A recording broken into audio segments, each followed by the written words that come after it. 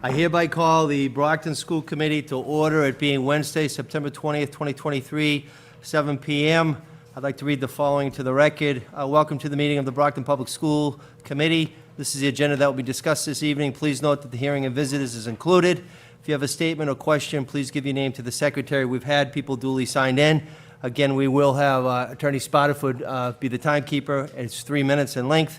In addition to attending, the public can view this meeting via television on Comcast Channel 8 and also the 1071 HD version and online via the following link, which is www.youtube.com/TheBrocktonChannels. I need to establish a quorum at this time. Mr. Sullivan? Here. Mr. Homer? Here. Vice Chair? Here. Mrs. Rivas-Mendez? Here. Mr. Rodriguez? Here. Ms. Azak? Here. Mr. Sullivan? Here. Chair is here as well. We also have Anthony Vega, the student representative. Thank you for being here tonight with us, Anthony. This time, if we could please stand and salute the American flag. I pledge allegiance to the flag of the United States of America and to the republic for which it stands, one nation, under God, indivisible, with liberty and justice for all. We will now go on to agenda item 2, which is the hearing of visitors. I will read the following. The first person, and again, we're going to be having the countdown. Attorney Spotterford? Okay, great, thank you. The first one is Lori Mason, please. Good evening, everyone. My name is Lori Mason. This is my second time speaking. I don't know a lot, but I'm learning. I do know for a fact that we, the people, are their employers. We voted for them to represent us. They work for us. I want to thank all of you, the many people who have stood before me and spoken. Every one of us who is sitting here must get up and speak for our children. I no longer have children here, so I speak for all.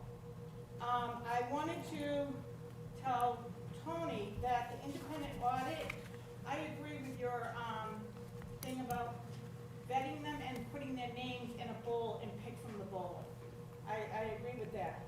The teachers, students are going to classes and there's no teachers.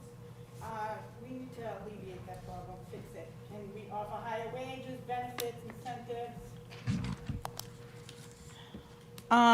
Also, I heard the IRC closed in 2016. These students really need these IRCs.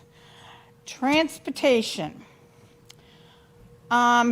I know the head of transportation and the one underneath the head of transportation are not qualified for that job. You let the people that were qualified for that job go. I would really like you to find the people that are qualified and get them in that position. That's very important. From my understanding, the city bought the buses in 2021, and my understanding is everything went well. Also, I suggest to get the buses off Kearney property and stop paying Kearney to house those buses there. Use the high school and school police. Now, I would like to bring up DESE.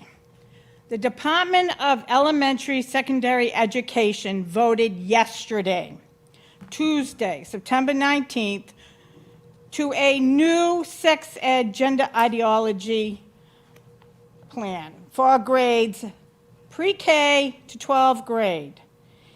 It isn't mandated to be taught in all schools, so they said on the news. Parents can opt out, but shouldn't. They should just homeschool their children.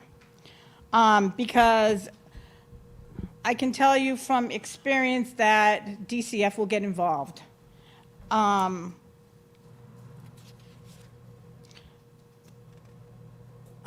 things that they're going to be teaching your kids, it's going to sexualize them. They're going to go up to your little boy at 3 years old and say, "Oh, you like to play with dollies. Oh, you must be a girl." But anyway, I want to advise homeschooling, and it doesn't require you to teach your child. Excuse me, time is run. Okay. Thank you for listening. Thank you. The next person is Mr. Ron Packard, please. Good evening. Evening.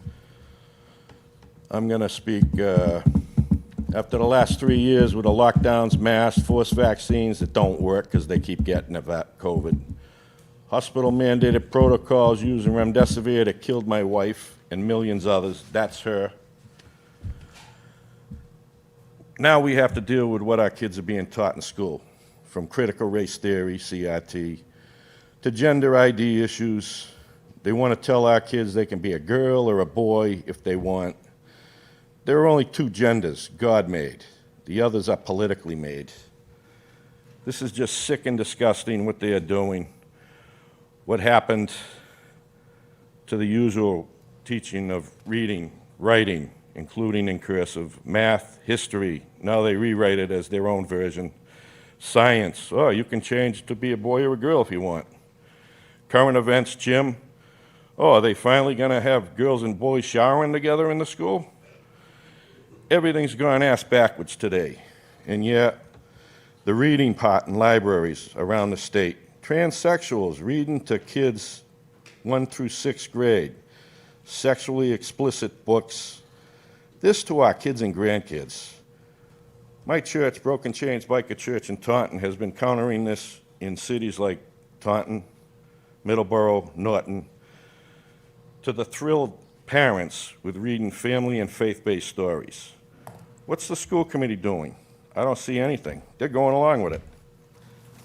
Now our Governor Healy just signed their new sex ed guidance to push this sick gender ID on our kids as young as pre-K to K. It's sick, but being as it is and the governor identifies as LGBTQ, maybe she's on a recruiting drive for our young kids, like those kidnapping criminals in the sex slave trades. So all you parents, think about all this, because it's happening today. Okay? It's happening, and there is a group out there that's protecting our kids called Mass Family Institute. And they will sue school systems, towns, school committee members, politicians for these issues. During the CRT, they called concerned parents domestic terrorists. We aren't terrorists. We are organizing all over, and we will get what we want by voting these corrupt city, town, and state officials out of office. They are not going to mutilate our kids or teach them this crap. We're your bosses. You still work for us. We're not subjects to you. We're not taking it anymore. So do your job or hit the highway. Excuse along me, your with time has Governor. run out. We will not comply to anything anymore. Excuse me. I heard you.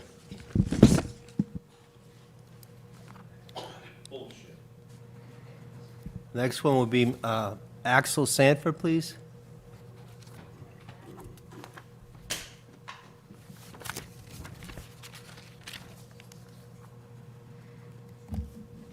Good evening.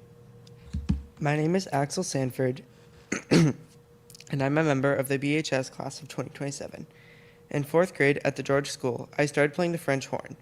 This was so important to me because I learned not only to read and play music with a band, but also to constantly challenge and improve myself and keep a good work ethic. I continued with band throughout middle school, stuck with it through virtual lessons during COVID, and last year I played at the Bridgewater State and Junior Districts music festivals. I was invited to join marching band last season as an 8th grader, and I immediately loved it. By joining marching band, I was able to make connections with musicians of all ages, which helped me feel more comfortable once I got to high school. We are a diverse group of students and teachers who support and care about each other so much. Last year, there were 6 French horn players in the marching band, but this year there are only 2 of us. With the effects of COVID and with the class of 2026 not having 4th grade band, the number of musicians has dwindled, which is sad. Our music department is extremely important for the kids. Getting involved early is so beneficial to students' interest in music. It helps them to start building that community early on, and it's a safe and supportive environment that stays with you throughout high school and beyond. The BHS Marching Band is always introduced at football games as the pride of Brockton. I hope that you will do all you can to continue to invest in music as if that's true. Thank you, Mr. Sanford. Kate Sanford, please. Maybe I should take his last minute and 30 seconds to compose myself. Thank you. Thank you, Axel. I'm Katie. I'm Axel's mom, and I'm a BHS band booster parent. I'm so thankful for our music program. And as an aside, I'm thankful that it is a home for our queer kids, where they are welcome and loved and accepted for who they are. Since the letter went out announcing the changes to elementary music lessons, I don't know if everyone knows, there is no fourth grade music instrument lessons, and fifth grade lessons have been moved to 8:10 a.m. before school. I've been talking to families and teachers that have been impacted. Morning lessons are not working. The new plan is simply not equitable and will be detrimental to our programs. In the last 3 days, this is from the head of the music department, 103 students were scheduled to have their morning lesson. Of those, only 48 attended. I've not been given a number yet, but I'm told by the department that many families are turning in their rented instruments because they will not be able to participate with the new schedule. This is especially unfair given the fact that the families paid for the rental through the summer in good faith that the lessons would be available in fall. Despite good efforts by BPS to provide transportation to all interested families, this time is not working. Some families depend on their fifth graders to get their younger students on the bus or walk to school safely. Some parents will need to be in multiple places at once to get their kids where they need to be. Some parents painstakingly figured out their morning, childcare and transportation, and it's disrupted at this late date. I spoke with one guardian today who pays for a private van for her fifth grader who is zoned to walk, but it's not safe for her. The van can't take the child to school early. This program is so important to this child who came out of foster care, and she calls music her thing. It's her place where she's safe, and she lights up when she participates. Now the new mom is trying to figure out how she can allow the child to continue, or if she will have to break her child's heart. I spoke with another family that's only choice to get their fifth grader to lessons is to show up an hour early with all their other kids in the car, or try to drive from east to west on Oak Street twice between 8 and 9. That's not possible. Everyone knows that, right? As Axel shared, instrument lessons in elementary are fundamental not only to student success, but to the success of the entire program. It's my understanding that there are only 3 instrumental teachers left at the middle school level. Middle school band is only able to run because the students are coming into middle school already playing their instrument. If that isn't the case, there will simply not be enough teachers for lessons. And without middle school band, imagine the hole that will leave in the size of our high school ensembles in a few short years. Excuse me. What is most disconcerting is that Excuse me, your time's run out. Okay. Sorry, thanks. Another booster is going to finish sharing for us. Linda Pizzi, please.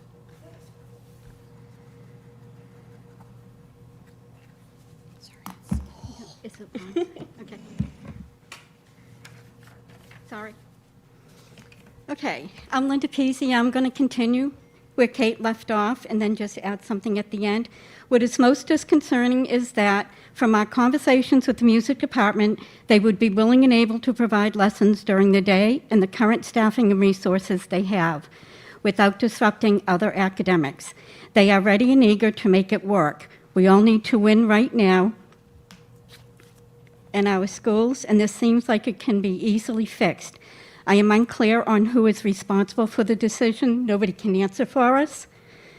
But please do everything you can to advocate for our musicians and future musicians and allow teachers to run the program in a way that will be successful. Many families stay in or even move to the district to participate in our music program.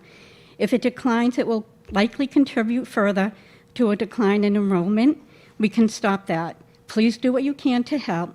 Join us in a week from Friday at the stadium for the game. The band always wins. We can only ask that you can consider the trickling effect that goes down. If they stop in the elementary school, it's going to stop in the middle school, and you will not have a marching band at the high school in a few years. You won't have a wind ensemble who just went to Philly and took every award.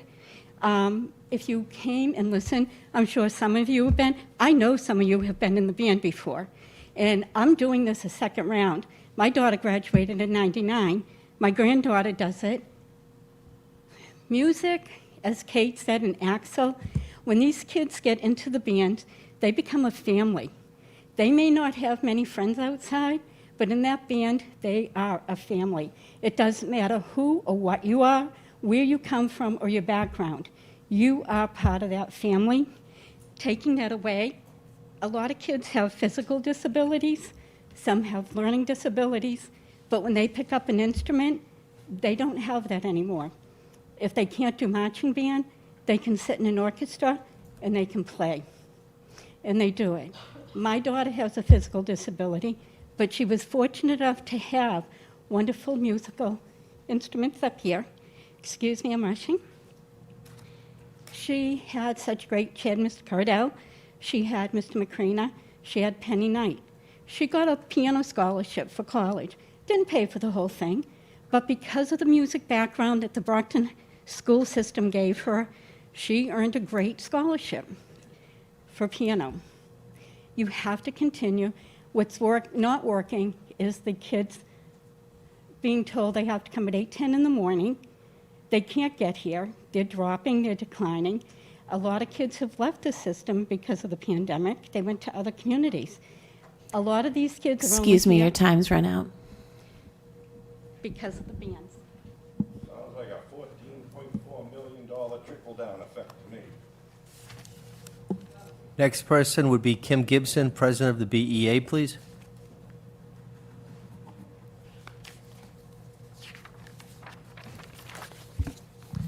Good evening. As BEA President, I'm speaking before you tonight to specifically address the 99 open BEA positions within the district.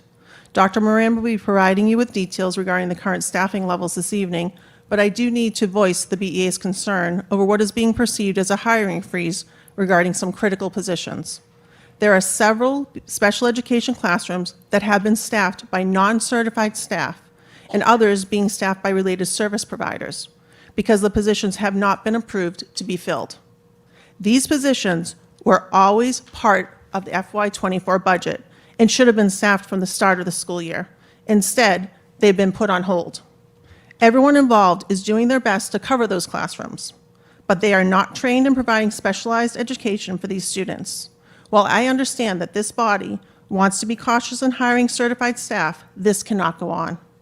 The approval process put in place for positions is taking too long.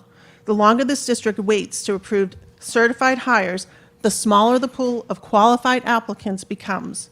In addition to the fact that those that applied are accepting positions in other districts because Brockton took too long for the official approval process.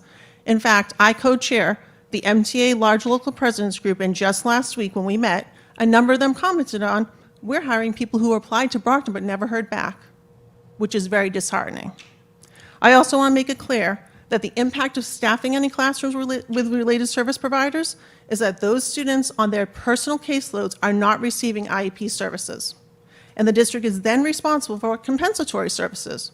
Those compensatory services mean additional money that you will need to be spent for those students, because overtime for teachers will have to be provided so that they can do the IEP services, which are mandated. These students require and deserve a certified teacher educating them.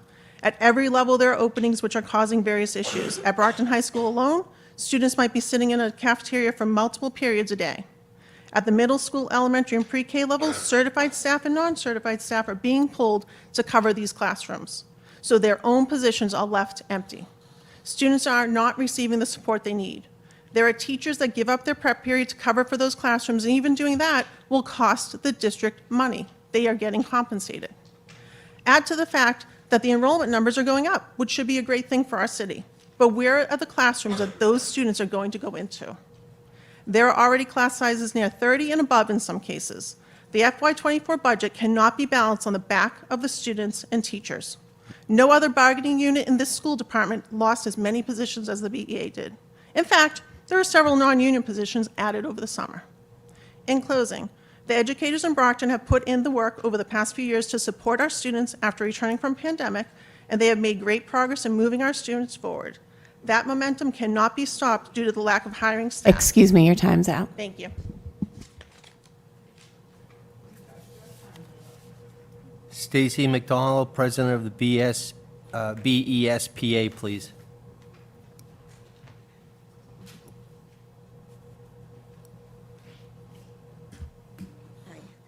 I just want to echo Kim Gibson's sentiments. The non-certified staff that she is referring to are my union members in BESPA. They have been placed into classrooms without any specialized certified staff, and in many cases, this started on the first day of school. My members are not responsible for implementing the IEP services. These students are missing out on what they are required to have legally. I can say in most circumstances, my members have not been trained on how to properly and effectively read an IEP or to service these students with such specific needs. A required staff member is needed in these classrooms. And I say this because it is the launch and English learner para that is being pulled to go into these special ed classrooms, which then leaves the launch teacher short-staffed. So we're just moving pieces, trying to solve a problem that clearly we don't have a handle on yet. Thank you. Erica Gilbert, please.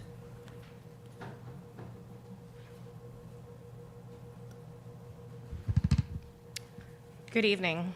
I'm a parent of a third grader at the Gilmore School. I'm also the secretary of the Parent Advisory Committee and help with numerous events and fundraisers. I like being an active parent in the school because up until this year, my son has been a very happy kid attending the Gilmore School. He has had amazing supportive teachers throughout the 3 years that he has completed there, and even while starting out with fully remote kindergarten. That is not the case this year. We started off okay, tired at the end of the day from a new routine, and that's typical for the first few days, but not 2 weeks later. I thought it was strange when he came home from school on day one and had nothing in his backpack.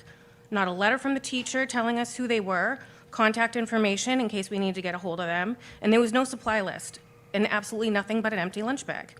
I didn't find out that he did not have a permanent teacher until he mentioned it in passing last Monday. When I logged on to Infinite Campus the next day, his teacher was TBD. So I emailed the vice principal to find out what was going on and who was running the classroom. He responded the next day and said that one of the ESL teachers was running his class and that she's a certified teacher and she's been in the school for years.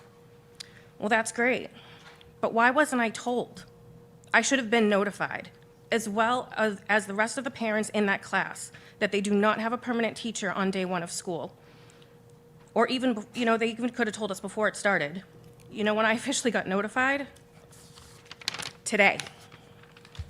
2 weeks into the school year, and they sent a notice home that they're still looking but have not hired his permanent teacher. This is unacceptable. And what about those kids that need the ESL teacher? What happens to them? These teachers are being used in other capacities, so they can't even do the job you hired them for. If I was a parent of one of those children that need the ESL services, I would be beside myself right now, because they're not available. The great teachers we do have in these schools are going to get burnt out very quickly, as there are no longer the number of paraprofessionals in the schools helping in the classrooms. My son has a large class, and there's one teacher all day long with minimal assistance. And then there's the emotional aspect of letting an 8-year-old know that this is not his permanent teacher. The anticipation he's feeling right now is nothing like I have ever seen. Last year, he came home from school bouncing off the wall so happy because his day was so great and his teacher was so supportive of him and the work that he was doing. He comes home now emotionally drained, and we have meltdowns like I've never seen. It's not the ESL teacher's fault. I'm sure she's doing her best to keep them engaged all day. The root of it, after sitting him down and talking to him about his feelings and what's going on, he doesn't have a permanent teacher, and it's causing him anxiety knowing that things will change in the future. And he doesn't know who his teacher will be. In his mind, he has no idea what's coming, and that's a lot for a third grader to process, especially a highly anxious child like mine that sees a therapist every other week to learn how to cope with his anxiety. The school administration knows this, by the way, and still didn't give us any warning. Why did you fire all those teachers at the end of last year knowing that you would not have the staff to teach our kids the beginning of the school year? Excuse me, your time's up. Thank you. Kim Langford, please. Kim Langford.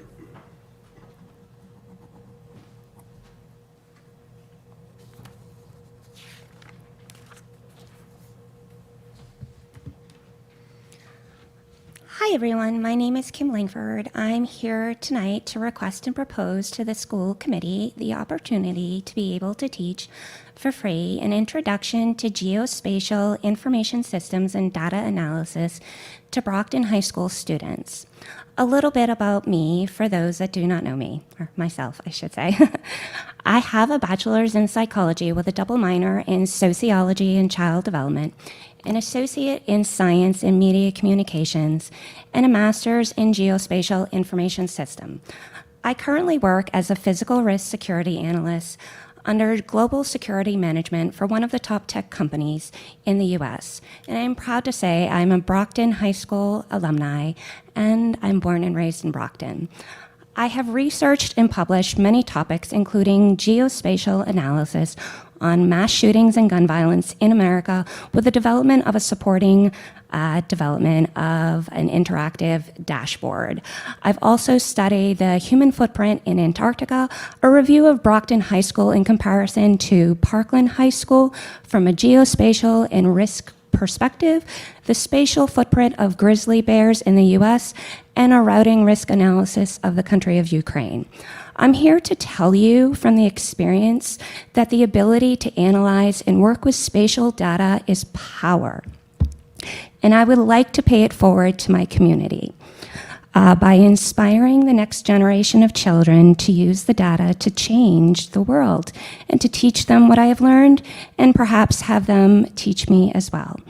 I have also reviewed the current courses being offered here at Brockton High School students, and I personally see a great opportunity to teach this class and just kind of see how it partners with the current courses. I also want to add that I have been deep diving into and comparing Brockton's ability to share data versus other major cities. Hold on, lost my place. And versus that, we're kind of behind other cities.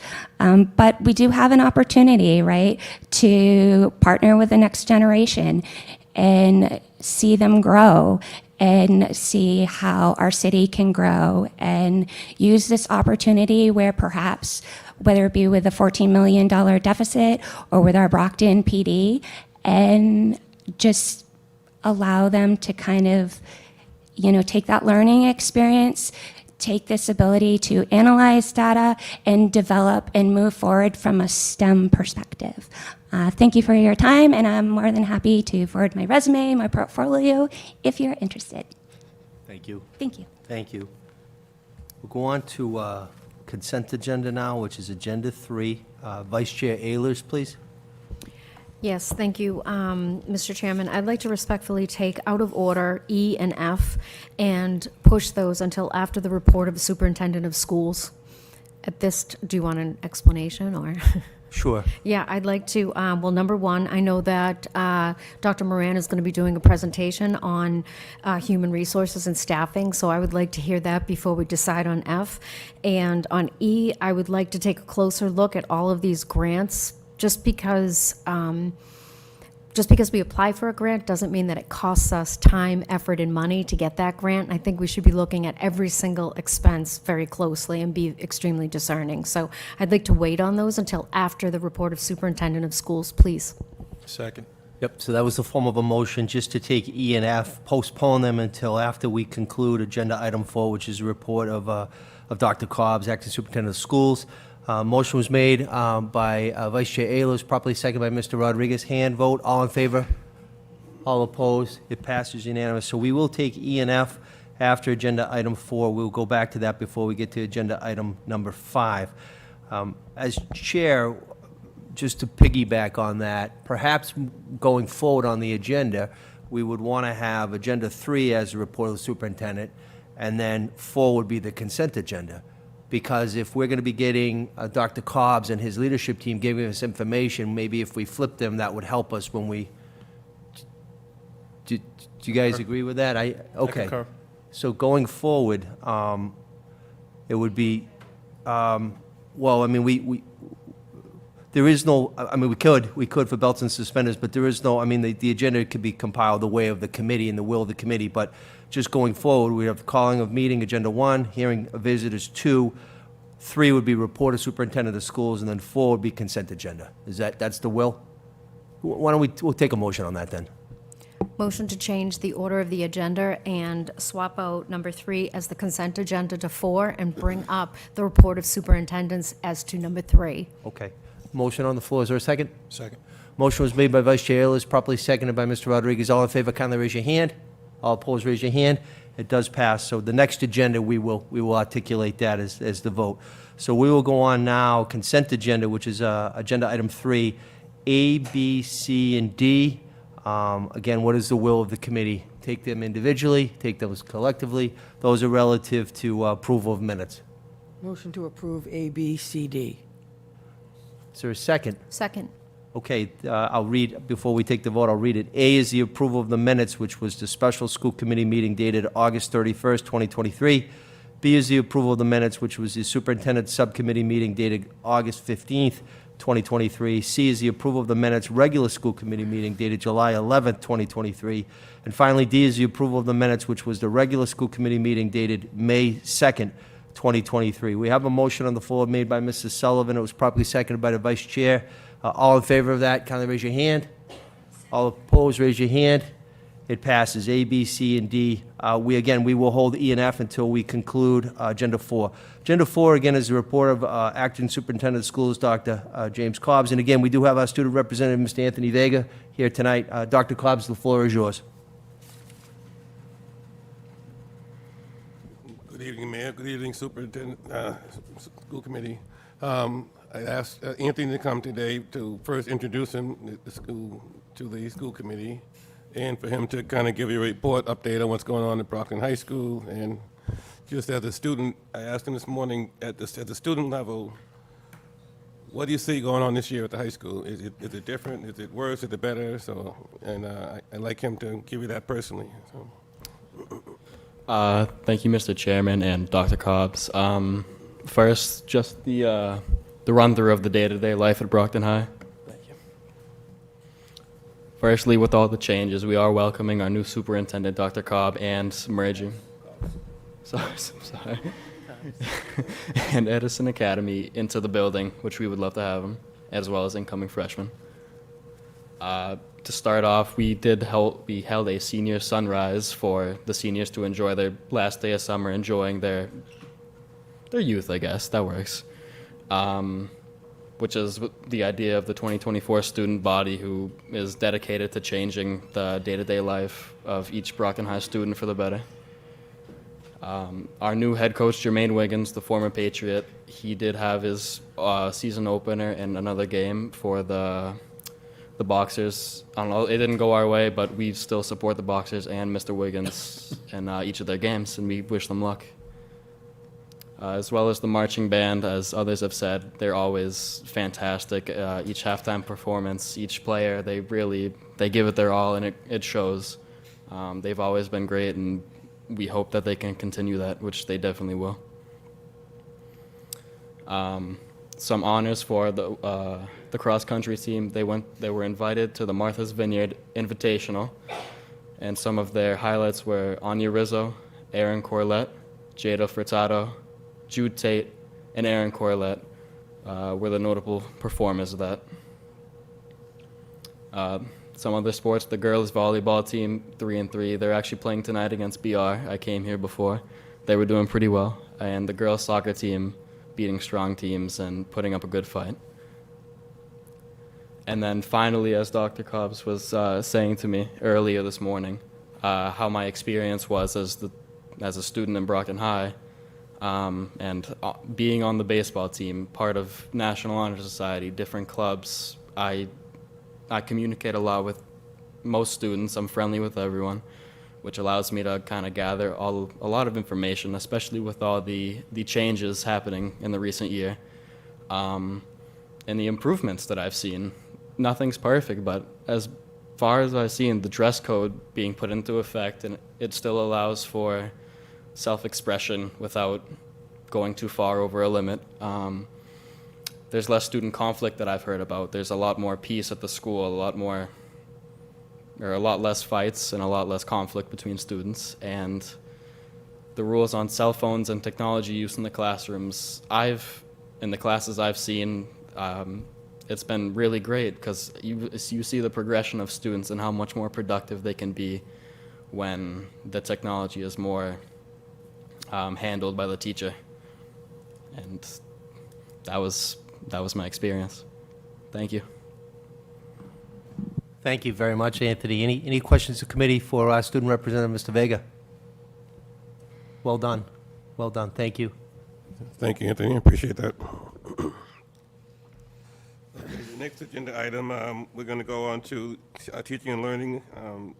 Will be student enrollment and average daily attendance will be Deputy Superintendent Sharon Wilder.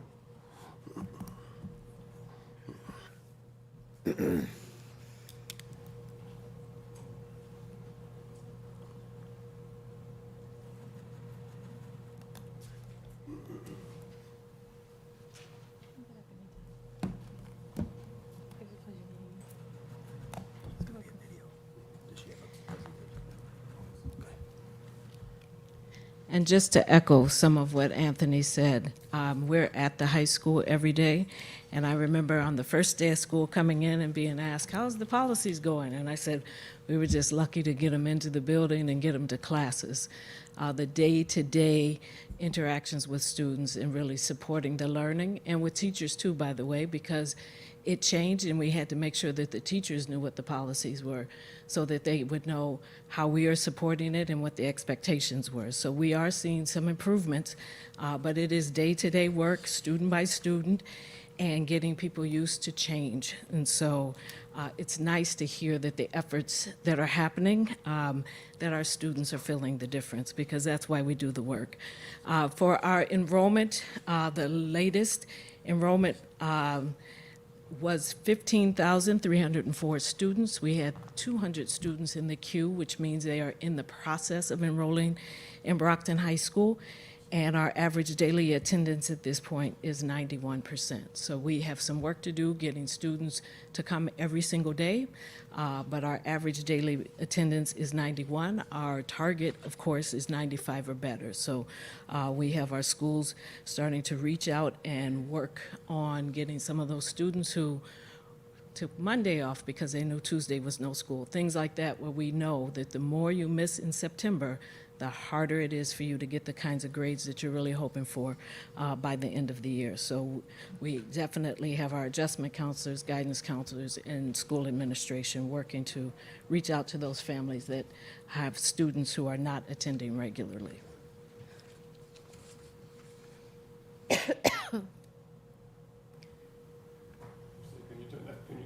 Can you not hear me, Dr. Can you turn the Goss? mic up a little bit? It's difficult to hear. Could you all hear me? No, we can. Okay. I have my jazz voice on. I'm a little tired. I've been going since 6:15 this morning, so please forgive me. I will speak up. So that was it for the attendance and enrollment piece. Do we want to keep going with just how schools are doing, or? We'll go ahead and do the update by level. Okay.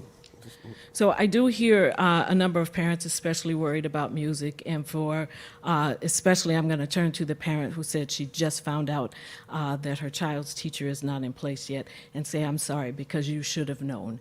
And so when we don't get it right, we need to own that, and we need to tell you that we can do better and we will do better. So I apologize that today was the first day you found out that there will be a change once we have someone in place, full-time and regular, for your child.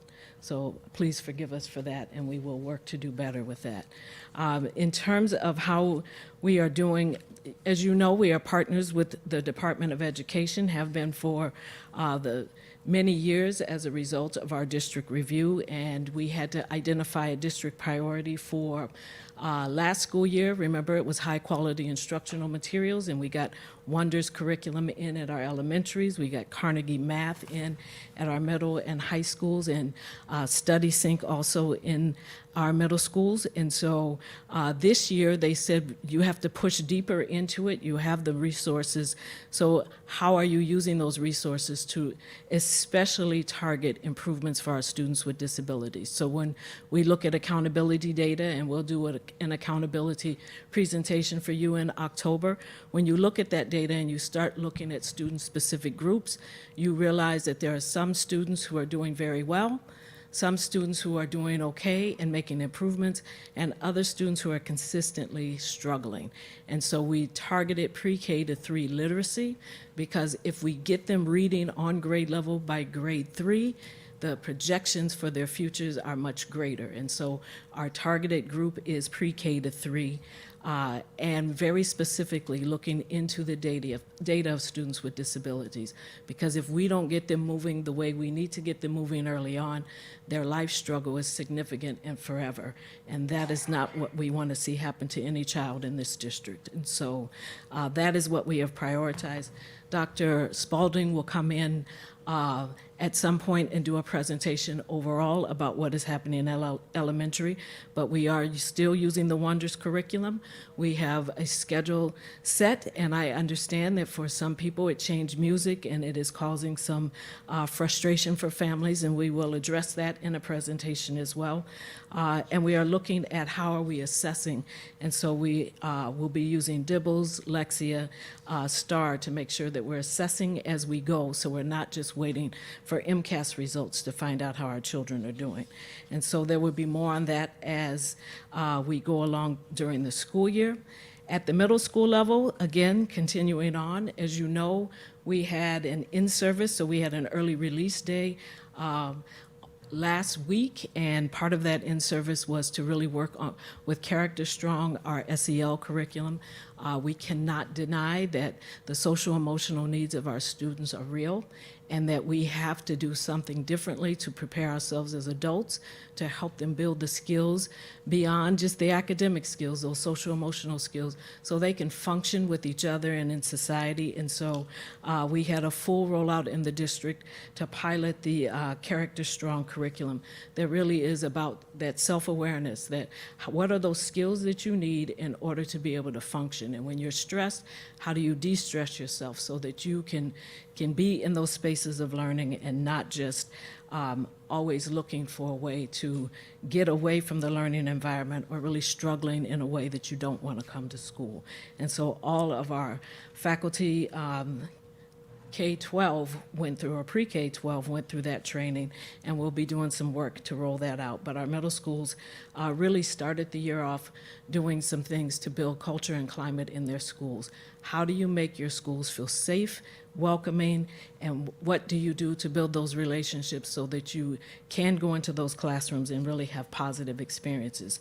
Along with that, our partnerships with TNTP and our other partnerships that really are about supporting teachers with the curriculum that we work so hard to get into our schools. Those partnerships are continuing. And so I'm looking forward to the point where we can come and do our accountability presentation to give you more details about how every school did last year and how we are continuing that work, even with a different structure and the challenges that we're facing. Our focus is on kids and making sure that they get what they need to the best of our ability every single day. And so before we wrap up there, you heard about Brockton High at Promise College and Career Academy. The school is up and running. They are in a new space for them, and definitely moving in a direction. We have sophomores taking college English classes. We have freshmen taking college foreign language classes. So they actually start most students off in dually enrolled classes. So they're getting high school experience, learning how to be a high schooler, and learning how to be a college student at the same time. So we can do really great things in Brockton, and we don't want families to give up on us because we've had some tough times. The things that are happening, don't lose sight of that. There are some things to fix, but there are great things happening in this school system. Thank you. Thank you, Doctor. Any questions for Dr. Vice Chair Ayers, please? Thank you so much, Dr. Walder. I appreciate it. I'm not a doctor. I only play one on TV. Go ahead. Well, you could be one.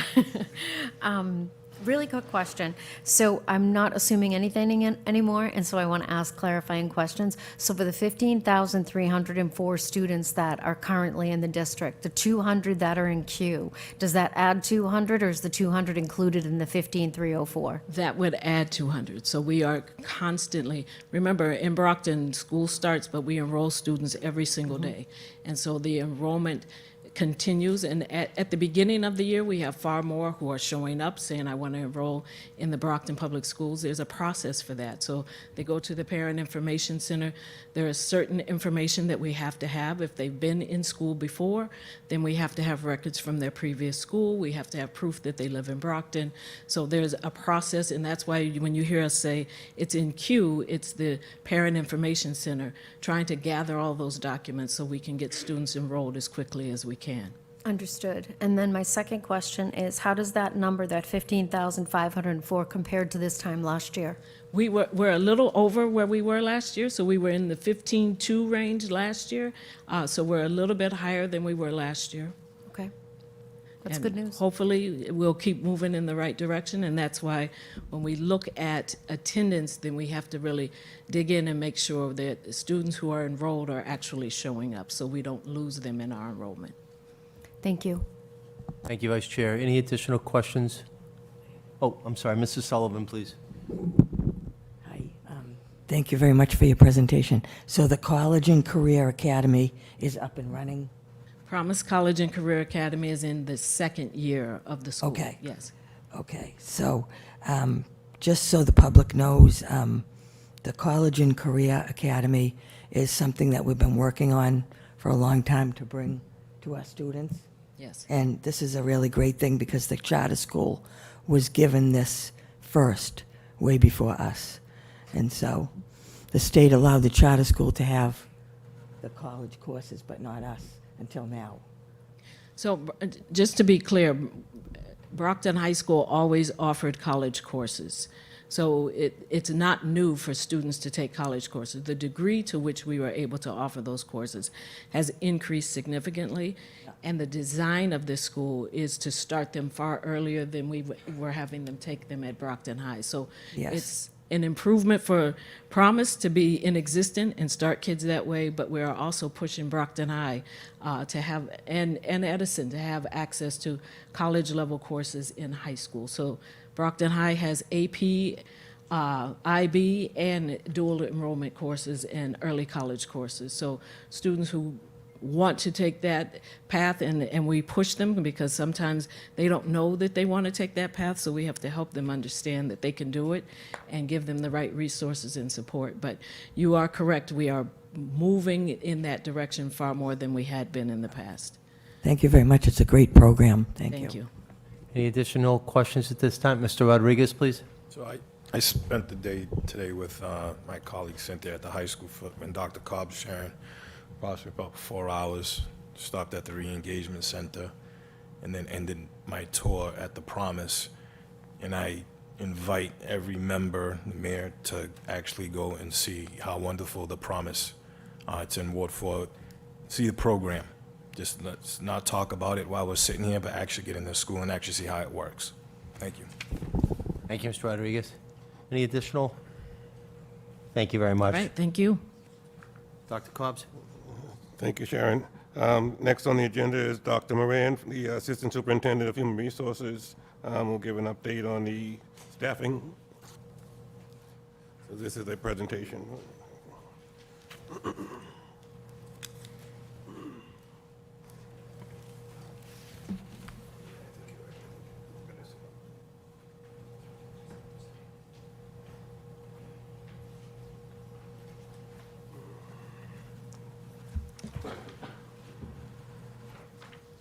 Good evening. I was asked to provide an update on staffing across the district. First, I want to say thank you to the Human Resources staff, the associate directors, and the administrative assistants who not only maintained this data all year, but also helped prepare this presentation. The work that Human Resources does impacts every employee in the entire district from the start of their careers, so I thank them for everything that they do to support staff.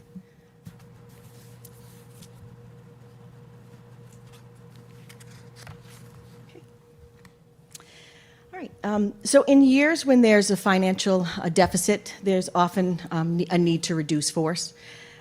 Last year, when there was a deficit, we decided that we needed to reduce staff. What you have here on the screen is the reduction in force dates for notification by unit. It's also known as RIFs or pink slips for those who have heard those terms. The first date would be the BEA, the Brockton Education Association. That includes teachers, nurses, guidance counselors. Their date in their contract is May 15th for notification. BESPA is the Brockton Education Support Professionals Association, which includes paraprofessionals and monitor teacher assistants. Their date in their contract is June 10th. Next, we have IBAA and TEA, which is the Independent Brockton Administrative Assistants and Technical Employees Association. Theirs is 30 days prior to the 30 days written notice of the date to be laid off. And then non-union individuals have in their contracts that May 31st would be the date when they are notified.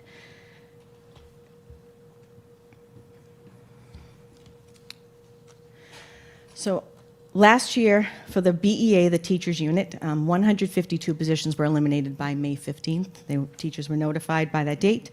And the breakdown here, as you can see, is 55 teachers in the pre-kindergarten and elementary level, 31 middle school level, 56 high school, and 5 other, which includes administrators. For the BESPA group, the paraprofessionals and monitor teacher assistants, 85 positions were eliminated, 55 paraprofessionals and 26 monitor teacher assistants. The IBAA TEA, the administrative assistants and tech positions, 6 positions were eliminated, 5 administrative assistants and 1 computer technician. And for non-union positions, there were 50 positions eliminated, and the breakdown is there for you. 19 community mentors, 13 access control specialists, 4 Tier 1 and Tier 2 interventionists, 3 transportation staff, 8 lunch aides, and 3 other.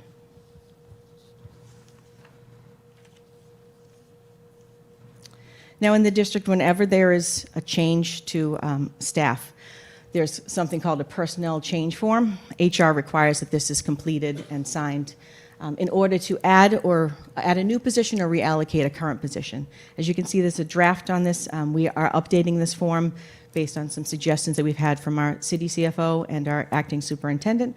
But this is something that the Human Resources Office requires prior to adding any new position or reallocating a current position.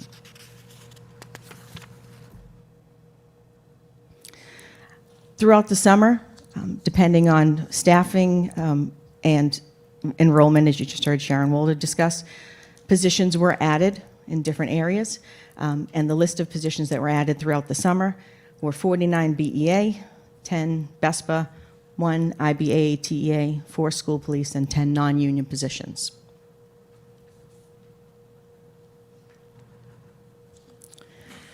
When we have RIFs, we also have, thankfully, we have recalls. So there's different language by the contracts, but I'll start with the BEA. People can be recalled to open positions if they are RIFed. So if in the event that someone is RIFed, but then another person resigns, retires, leaves the district, we can recall by seniority based on the contract language. And you can see here the recalls by BEA, IBA, TEA, BESPA, and non-union. In addition to recalls for the BEA, bypassed means that in the event that when we contact someone who is on the recall list by seniority and a position is available, if that person is currently teaching in another district, we can bypass them and leave that person on the recall list. So we also had people who were bypassed, and then people separated means that they either resigned or retired from the district. We also had resignations. These are as of 6/30/2023. People resign for all types of reasons, but this is a list of the positions and people in those categories who resigned as of June 30th. We have had more resign since then. We pulled the data as of June 30th for this presentation. As well, we had retirements as of June 30th. In all of these categories, these are some reasons why we would be able to recall people to open positions based on retirements or resignations in those categories. Now, as was mentioned already, currently in the district we have vacancies. And again, for those who are listening, when we have RIFs, it seems strange to have open positions, but there's a number of factors that cause that. We do RIF, as we said, in those dates prior to the end of the school year, And now we are looking to fill positions because either someone has retired, resigned, or asked to be bypassed. So we currently have 99 BEA openings. 29 of those are filled with substitutes, and you heard over the last couple of weeks that across the district, they're using a configuration of staffing to make sure that there's an adult in each classroom for every child. 27 current vacancies in BESPA, 2 for the IBA, TEA, 4 school police, 7 custodians, 14 food service, 6 transportation, and 10 non-union. And I'm saying that more for the public who's watching, so if any people out there are interested in working for the Brockton Public Schools or know somebody who is, we do have vacancies, and we're always looking for people who are interested in working with us. I'll just go back to that one for a moment. I just wanted to mention also, for our vacancies, they are listed on our website, and there's also a link from our website right to our School Spring account, which is a paperless applicant tracking system. Over the summer, School Spring did make some updates for any of those of you who tried it. The process could be a little muddy and confusing, but we've been able to assist people as they call to help them make sure that they can apply for any positions across the district. But again, we do have our vacancies listed, and we do have a way for people to apply right online unless they'd like to come into the office and fill out applications. And in your folders, you have some additional information, just the breakdown of all of the positions by category and location. Any questions?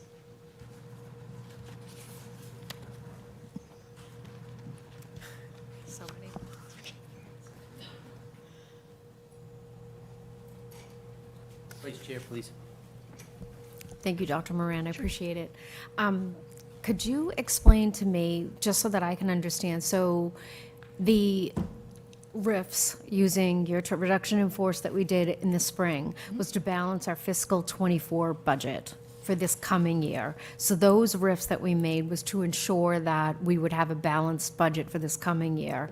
So my question is, are these recent vacancies, or are any of these vacancies left over from last year that were never filled? Or are these all brand new? And where does that leave us net the number of what we riffed versus what's now open?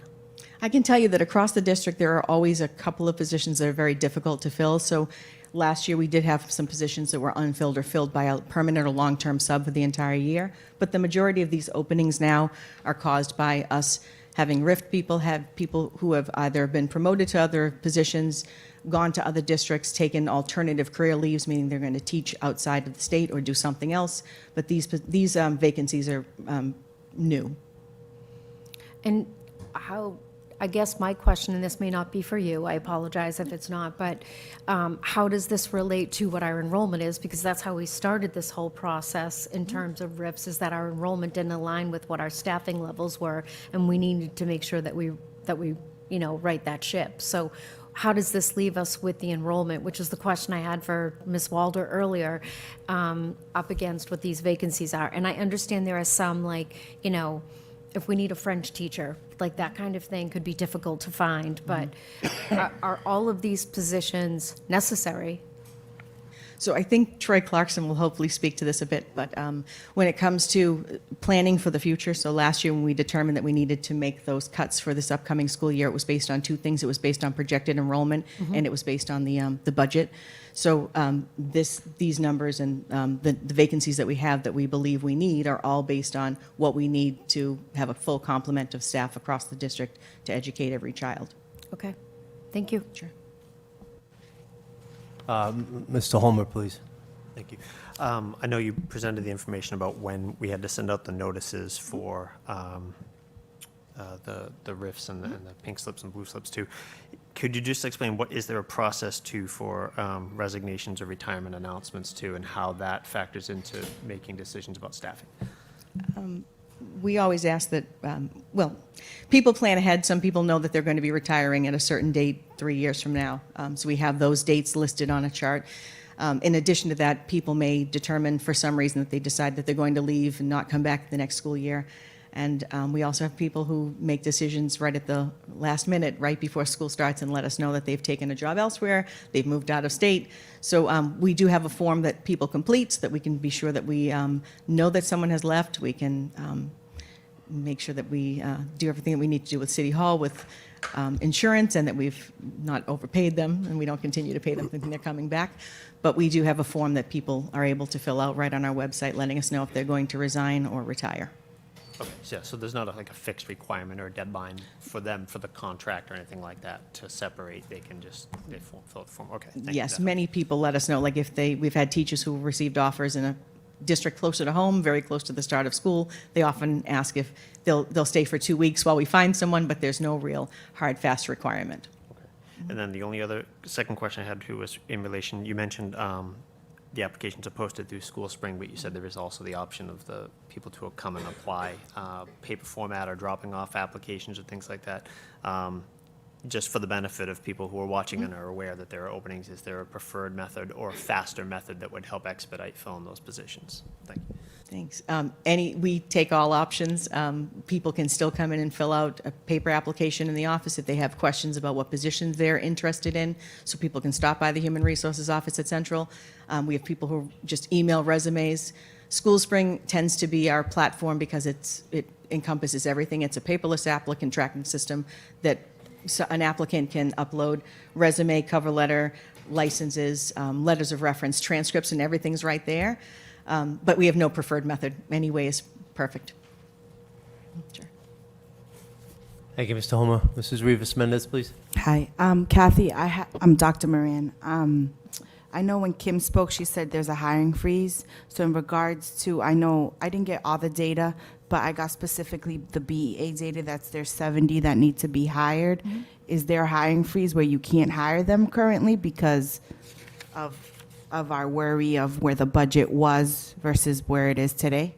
I wouldn't call it a hiring freeze. We've been working with Dr. Cobbs, with Troy, to discuss some putting in some structures in place so that we're sure that we are not filling positions that we either don't have budgeted or that are not needed based on enrollment. Again, we base these on projected enrollment. If things start to change up or down, we would want to be sure that we were filling in the right places. So I would not say that there's a hiring freeze, if Dr. Cobbs would like to speak. It's not a hiring freeze. Excuse me, I have a cold. What we're doing is actually we're putting in process to competition controls, and I'm working with Troy and his staff to make sure that every position that we need to fill, that we actually have projected out to the end of the school year in the budget for those positions. So we're not having a freeze. We're just really, each department that submits the form that Dr. Moran showed you, the request for personnel, I sit down with them, with Dr. Moran and myself with Troy. We go over what this position is for, why they need it. Again, resignation is typically why. But some positions are grant funded, so we go through what is the funding source, here's the grant fund, and how long is the grant for. So it's a slowdown in the process that typically happens, because what happens is typically those forms come from the assistant superintendents and go right to the HR to hire people. So we just put a stop to that process, and we're redoing that process. So they come to me and Troy before, and we have those conversations first before we approve the petition. So I guess my wonder is there any way to accelerate that process? Because a common theme I saw today in visiting the schools that I was able to visit was we need more bodies. And as we know, the honeymoon phase, it's quickly ended. And once those bodies are not there, safety becomes an issue. Yes, I've heard a lot of academic instruction from the people that spoke today, which should be our priority, but then it becomes this, I feel like what we've kind of been we've been reactive versus proactive.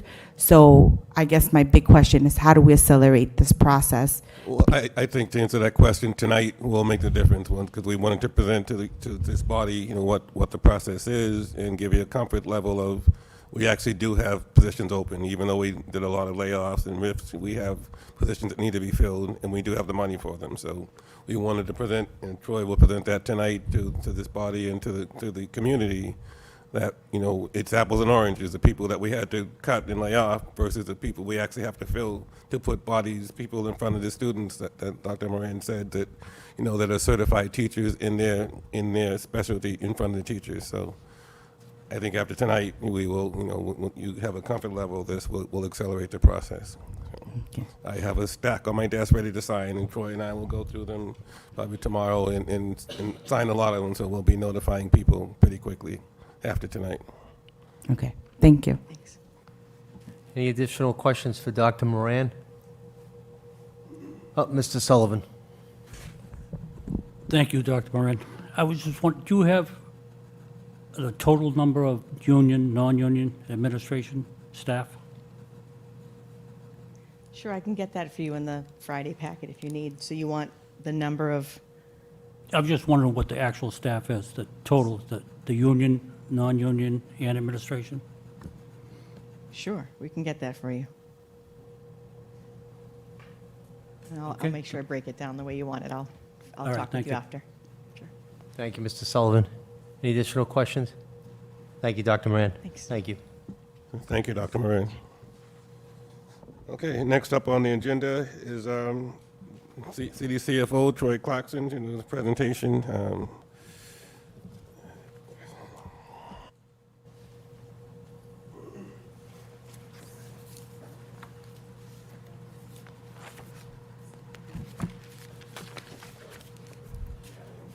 Troy, you're not up quite yet. Okay. Sorry. Thank you, Mayor. I should have put my glasses on first. The next presentation is actually from Dr. Ferreira on the CTE Technical Education Program for the change in our mission policy. At the end of his presentation, I would ask for a vote from this body. Good evening, and thank you for having me here today. As the superintendent said, the agenda item tonight for discussion is the Career and Technical Education Admissions Policy. This is a requirement from the state, the Department of Elementary and Secondary Education. It's due by October 1st annually. I'll give you the highlights of the changes that came from the SY23 to the SY24 document.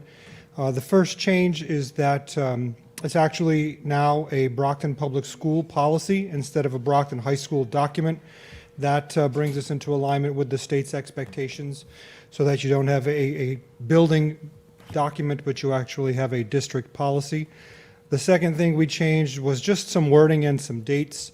We went through the document to make sure we have changed everything from school year 23 to school year 24 so that it is appropriate. We also changed every mention of vocational to career and technical education, which again just aligns everything with the new wording and verbiage that is utilized through the Commonwealth. The third and the biggest change to the document is we do have a new exploratory rubric for grade 9 students. We put together a steering committee last year of CTE teachers and myself to go through the existing rubric and changes that were requested by the staff. The new document is much more comparable to other comprehensive high schools across the Commonwealth. It is far less confusing. We simplified it so that it's much easier to understand for students and parents and much easier to use for the teaching staff in grade 9. So those are the highlights. What we do need, what we request is a vote by October 1. It has to go to DESE by October 1. I believe today is the last date before you have that deadline. So I think you have last year's document, this year's changes. I'm here to answer any questions you may have with the document for SY24, and again, the permission to send that to the Department of Elementary and Secondary Education as the new policy for the district. Thank you. So I'd just like to add, I read through the document, and actually I read through it. It's, in a sense, except for the specific to the district changing the wording, it's pretty much a boilerplate document that the vocational schools use for admission policy. So it's really in line with other vocational schools in the area. Thank you, Doctor. Any questions at all relative to this matter? Mr. Homer, please. Thank you. Sorry, are there besides the boilerplate language and changes to that from vocational to career tech education, are there any changes in terms of new programs that are added for Chapter 74 that were not in place last year? Any new vocational programs that this application or this enrollment procedure would affect? Anything new compared to last year outside of just the language in the application? No. So the admissions policy has nothing to do with expansion of programs. It's just how students are accepted into the programs, whatever programs we have. So currently we have the 4 CTE programs. That has not changed. Moving in the direction of new programs is a completely different set of policies and procedures that have to take place.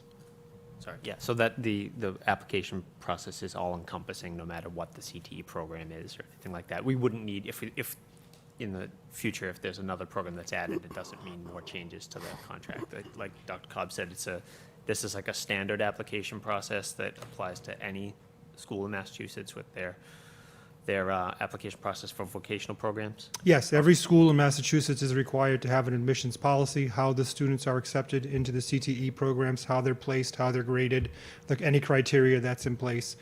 So that's what the document states. It doesn't have anything to do with changing of either opening new programs or closing new programs.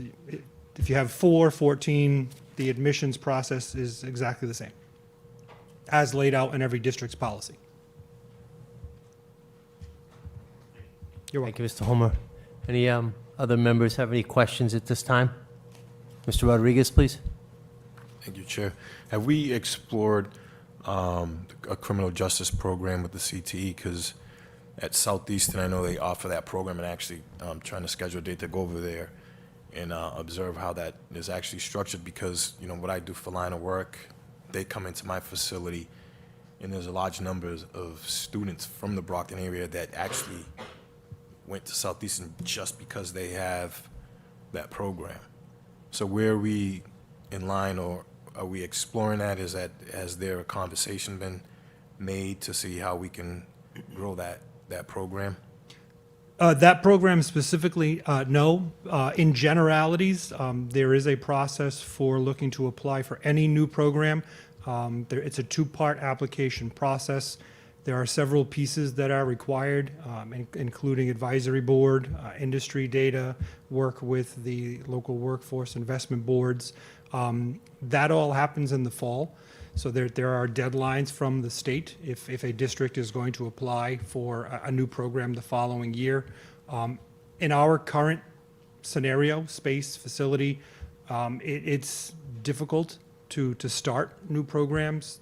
The department has to come in, they have to analyze the space, they have their experts look through what's available and what makes the most sense for students. Some programs are extremely easy to start because they don't require a large number pieces of equipment, they don't require a lot of supplies. Other programs are much more difficult. They deal with unions, they deal with contract hours, they deal with equipment. But all of that goes through a very logistical process through the state, and the first piece is notifying them, the Department of Elementary and Secondary Education, that we are interested or are looking into a new program, but again, we have to do it by a certain deadline every year. Now, are we actually taking surveys of these students to see what they're actually interested in? I know the waiting list is, what, over 800 waiting So to? the wait list for Southeastern is from Brockton Public is about 500. We do survey the students. We survey when they graduate through a requirement through the Perkins grant. So anybody that's leaving as a senior, we survey what they have studied, what they would like to study, what they would like to see expanded. We do survey the incoming students as we start to look for new processes, not in career and tech ed, but in innovation career pathways, which is separate but along the same lines. We do have a significant interest in students that are enrolling into those courses, so we are looking to expand that process through a grant, a planning grant this fall, and that will be going to the state in October. So we'll look to have new innovation career pathway programs starting in September of '24, but those are not Chapter 74 programs. What's the #1 selection in the program?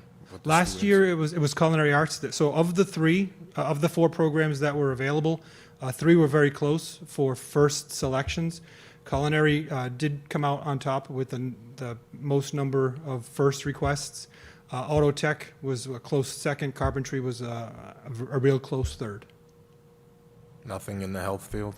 So health careers is not a Chapter 74 program. It's an innovation career pathway. That is highly sought after.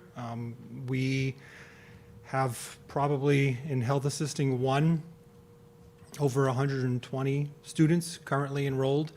We are updating and tweaking that process because it's a little out of alignment right now. We have about 125 students going through exploratory for Innovation Career Pathway, and we have, as I mentioned, about 150 in Health Assisting 1. We're updating and tweaking Health Assisting 2 and 3. So there's about 100 students in Health Assisting 2 right now and 40 in Health Assisting 3. All right, thank you. You're welcome. Thank you, Ms. Rodriguez. Vice Chair, please. Quick question. I noticed that there's a pretty robust recruitment process that you're responsible for. So I guess my question is, how many average applications are you receiving and how many spots do we actually have to fill? So for exploratory, we have more than enough spots. We have about 200 spots for exploratory on the CTE side and another 200 on the ICP side. So it's about 400 total seats if we have 20 students per class going through, because it's an A-B rotation and it's all year long. So there are plenty of seats for students who are looking to get into that educational pathway. Placement after that is limited. We only have about 20 seats per program. So for the 4 CTE programs, that's 80 seats. If there are 150 kids going through exploratory, only 80 of them will be placed. Thank you. You're welcome. Any additional questions at this time? What's the will of the committee relative to action?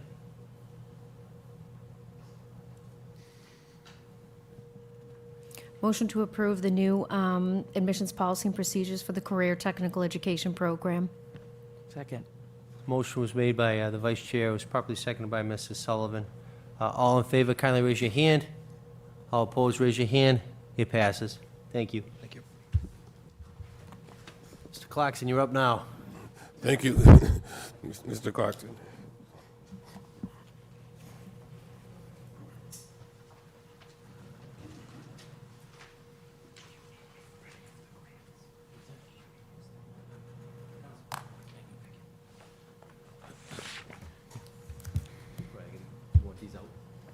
Yeah, that would be great, thanks.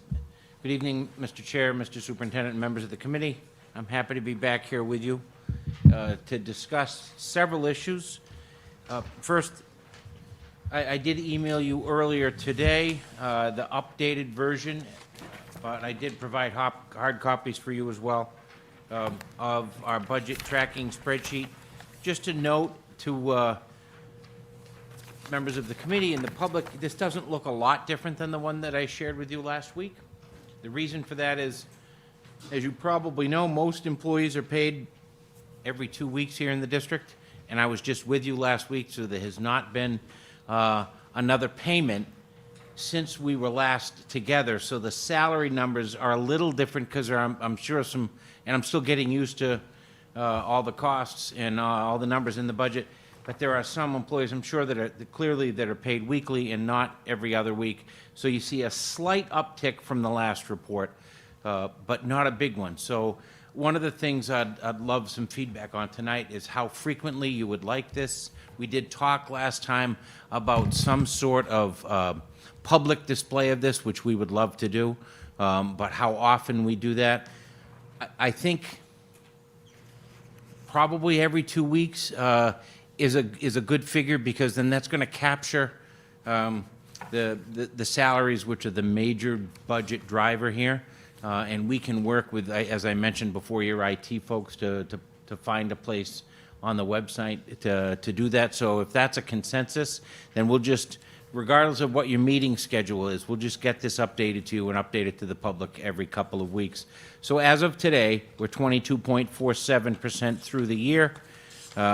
And our overall budget spending is about 19.5%. So we're still running well below budgeted. That reflects more than likely the vacancies that Dr. Moran spoke about. Let me address that real quick. So we're coordinating our schedules, and we will likely get together later on this week or very early next week, Dr. Cobbs, Dr. Moran, and myself, to make sure we're designing a streamlined process so that vacancies aren't waiting in the queue and that the people that need to be in the classroom will be there. So we're working very hard. Later on in your agenda this evening, I think a major piece to that puzzle will hopefully be solved with the approval of the hiring of an interim school business manager. That person, I think, is highly qualified. Patricia Lugo is someone that the superintendent and I met with. She has several references, including her most recent employer from where she retired. Having someone there day to day to act in concert with both Dr. Cobbs and me will be a huge help to streamlining some of these processes. In addition to that, as I reported to you last week, DESE has provided contractual support in the form of a company called Open Architects. Dr. Cobbs and I, earlier this week, had a meeting with DESE and with the folks from Open Architects who will actually be physically here in Brockton. We had a great meeting, had a lot of good discussions. The two major people that will be working with them have significant experience in both Massachusetts public school finance and municipal finance. One of them currently serves as the CFO in the city of Springfield and is leaving that position to join Open Architects and will be one of the primary people that will be working with us here in Brockton.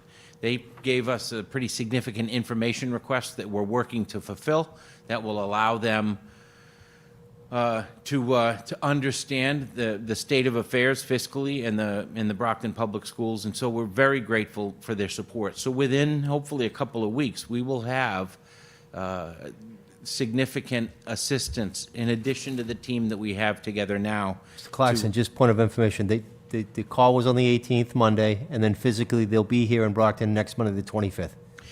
They will be here the week of the 25th. Yes. Yeah, we're currently working with our schedules. So next week? Yes. Okay, yes. thank you.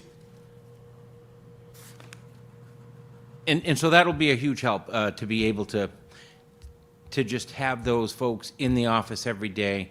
One of the things we're already working on is trying to provide some clear documentation of some of the processes. We spent, just for instance, I don't know, an hour or two in the conference room at the school headquarters yesterday with the school finance folks and with the city finance folks, trying to make sure that things as routine as paying regular bills are done in a way that we ensure that there's adequate funding behind them. So we're really getting down to some of the basic levels and basic things that we do to make sure we're maintaining the financial integrity of the city and the school department. In addition to that, I also have had another meeting with our municipal auditor, with Jen Cook from CLA, to discuss with her our current plans on how to address that deficit. That was done because we pledged to keep her informed and engaged, but also in concert with the meetings that the mayor and I have had with the Department of Revenue. So, as I said to you last week, and I will continue to say to you, we are pursuing two important but parallel tracks in addressing the deficit from FY23, but at the same time making sure that the FY24 in this school year is proceeding with as little interruption as possible. So balancing those two important priorities is very important to us, and we're working hard to do that. So going back to the issue of filling vacancies, I want to revisit that for a minute because I know that's important both to the committee members and to parents and to school employees and teachers. So understanding the net number from the presentation from Dr. Moran is probably, to me, the most important piece of data, and Vice Chair Ayler, you mentioned that. So that's what we'll be working to do. So that initial number of the number of RIFs or reduction in force numbers, how many people resigned or retired, how many people have been hired to address those vacancies, and what that net number is that keeps us at a financially sustainable level is what we will work on identifying and maintaining.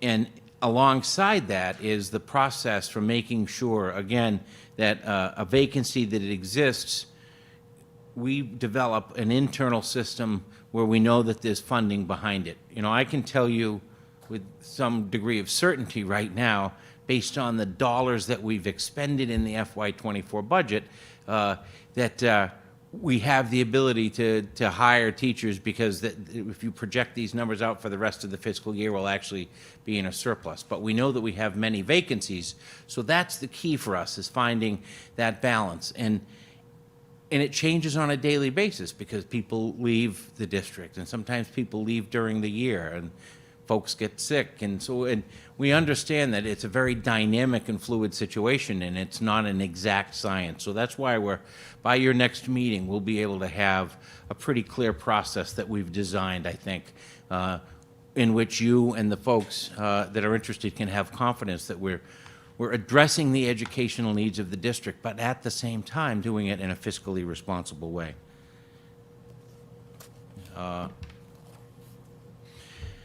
This is sort of pedestrian, but it's important that you know our phone conversations are plentiful, and the emails are in the dozens on a daily basis.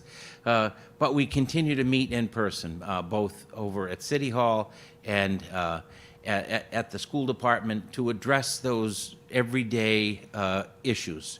I met just today with the city finance team, but met yesterday at Dr. Cobb's office with probably close to 20 of us in the room, in every discipline from accounts payable to grants to find accountants on the city side of things, to make sure we're working as closely as we can together to address all of those outstanding issues that exist, and quantifying our grants, and making sure that any new grants for which we've applied can be addressed. I'll give you an example for your agenda this evening. So there are several positions on your agenda, and an agenda item where you're not being asked to approve filling, but just receiving notification of vacancies that have been filled. So, but to ensure that there's confidence in the process, and that there's money to be able to pay those folks, we today went back and did an analysis and looked at to a person those people that are listed in your agenda, and made sure that those are folks that are actually already in Munis, they're already being paid. For most of those folks on your agenda this evening, the hire date was September 5th, the first day of school. So those folks are already in the system. They went through that approval process prior to us establishing this new position control. But we have confidence that since they're already being paid, those salaries are reflected in that budget report that you have. And so those costs are sustainable and part of the budget that already exists. It's positions beyond that where now that form that Dr. Moran showed you now has a box for me to check to say that indeed we've checked it and there's money behind that position. Not just today, but our process is to project out for the rest of the fiscal year to June 30th, so that alongside all the other positions exist, we can certify to you and to the public that there are sufficient funds to hire all those folks. So I think for me that just about covers everything that's happened since last Thursday, but it's been quite a bit, and we'll continue to meet regularly to keep you informed and to respond to any questions that you have, and we'll work closely with Dr. Cobbs and his team to make sure that we are being not only fiscally responsible, but as I mentioned last week, also transparent and accountable. And I'm Thank you, happy to Mr. answer any Clarkson. questions. Members of the committee, any questions? So we'll start with the vice chair, please. So thank you, Mr. Clarkson, appreciate this. Just a couple of things. I think you were met with, not surprise, but pleasure when we saw this report originally this time last week. And so for that, I want to say thank you again, because seeing this information is extremely helpful. But I would like to ask a couple of key questions. So when you're looking at essentially a P&L like this, there's always this accountability factor of forecasting.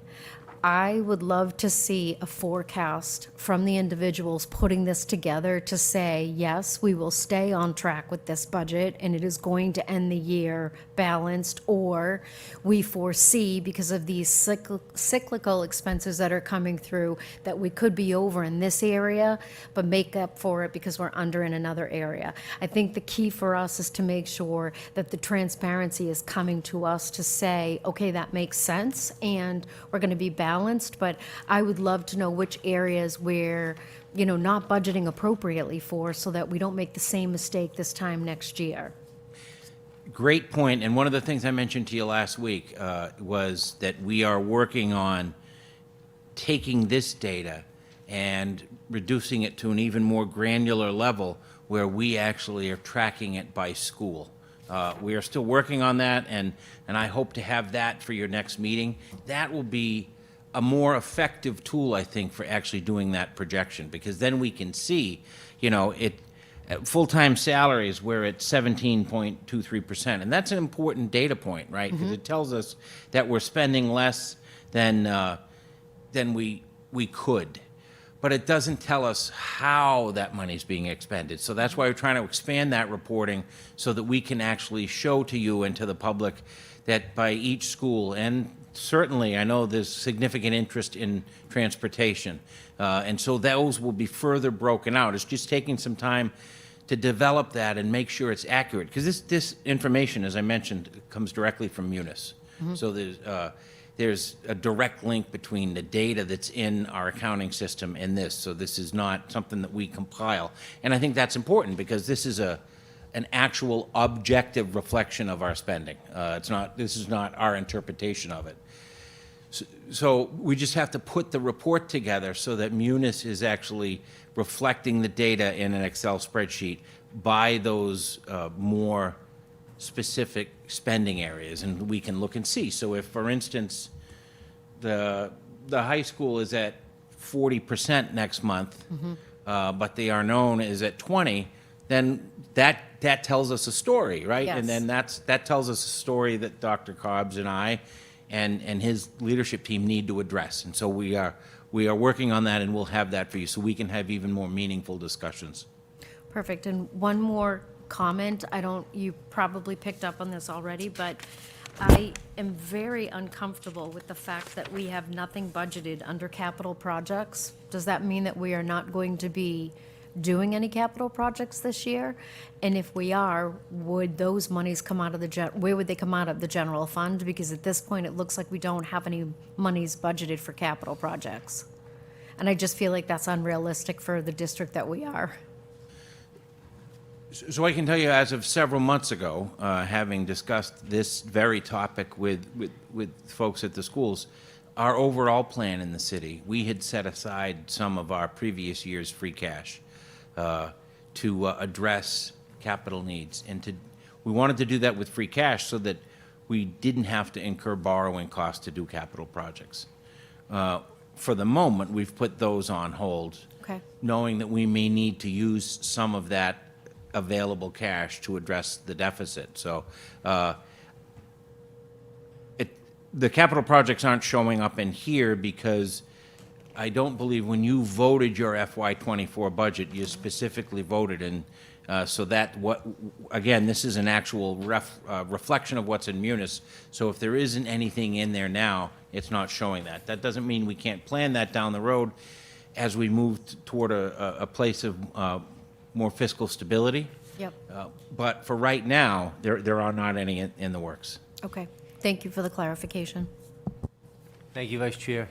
Any other members of the committee have any questions for Mr. Clarkson? Mr. Rodriguez, please. Thank you, Chair.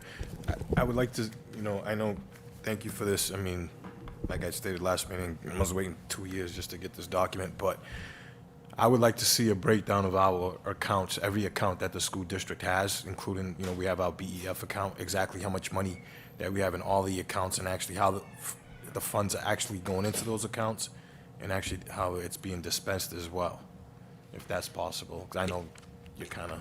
It sure is, and that's a really good point, because this is reflective of general funds, and as you well know, there are lots of grant funds There's several revolving funds, including the one that manages the food service, so we're wrapping our arms around those.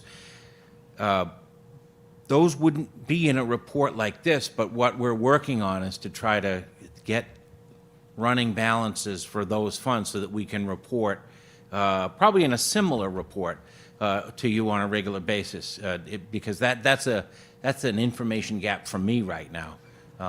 And I know that the process previously in the school department has been, and this is sort of a bureaucratic thing, but that when those funds cross fiscal years, you don't reappropriate money in those revolving funds every year. So the money should be available on July 1st as easily as it was on June 30th. There's been a practice here to sort of hold off on that and wait and re-up them. We're working with our munis consultant and with the accountants in the school department to change that process so that money can be available for our folks now and immediately for the work that they need to do. So that's on our list, and as these visits continue, we'll make sure that we report to you on those as well. Also, I was in a training with Mask and with the vice chair. Chapter 44 account, which the school department has the ability to create for any surplus funds, money that's not spent in any other areas where, regardless if it's like non-net, that we can actually put it into an account where we could actually take that funds because it's surplus, which is held by the council, but it's only for educational purposes only, where we could actually take those funds and put it towards education. Perfect example, if, let's say for transportation, there's $1 million surplus that's sitting there that we didn't utilize, this governing body has the ability to deem that surplus and put it into a Chapter 44 account. And what we're dealing with here now, that we could actually request those funds to be placed into educational. So that's something that should be done, for us to look at that and actually create it. Down the road, if we ever come to that point, that this body has the ability to say, listen, let's take these funds and transfer it over. Down the road, if we can use those funds however we deem necessary. So if we had a surplus on one end, we can take it to balance the budget, not use other funds that's used for education. Thank you. Yeah, and that's the kind of thing we'll work with the folks from Open Architects to establish.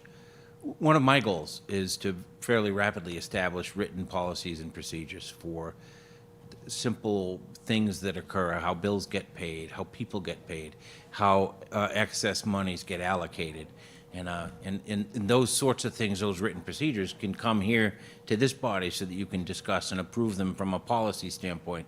Because that's helpful so that when people come in and out, the back office folks, then they come to a place where they understand what the processes are. And let me be clear, that's not in any way an indictment of how the school department has been run. It's I have found fairly common, not only in Brockton, but in many places where established procedures are sort of word of mouth. And I have worked very closely with the mayor to improve that on the city side and to try to formalize our procedures.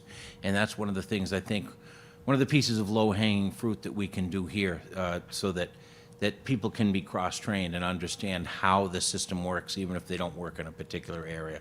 So I've got a note on that, and we'll make sure that we address that, and I'll report back to you. Yeah, it's similar, a notion where schools have an account for supplies. We use it or we lose it. No. Just because they have that, if we don't use it, we're going to lose it. Now they're buying excess of paper clips because they want to make sure that they spend the money or it's going to be gone. No, if that money's there, we have that ability to put it in our surplus account where something like this, or we can say, you know what, we're going to use it for something else. So I think it's prudent that we do explore that and do have that process moving forward. It's not going to hurt. Thank you. Thank you, Ms. Rodriguez. Any additional questions for Mr. Clarkson at this time? Mr. Homer, please. Thank you. Mr. Clarkson, you were talking a little bit about grant-funded positions and things. Can you just, I don't know if you or Dr. Cobbs or somebody can just elaborate a little bit about how grant-funded positions are discovered, how we learn about what grants are available that could be used towards having adults, leading classes or interacting with students. And particularly what I'm thinking of is there any way we could be looking at grant-funded positions to support the music program too, in terms of instrument lessons, things like that, that currently are taking place in the morning before the school day begins? Is there any way we could be taking a deep dive to find any sources of funding that could help out to maybe alleviate some of the pressure that's put on the teachers? I know we had cut 4 music positions, and I know that that might possibly have something to do with that. I'm still curious to see where the change was made and if it was related to staffing or not.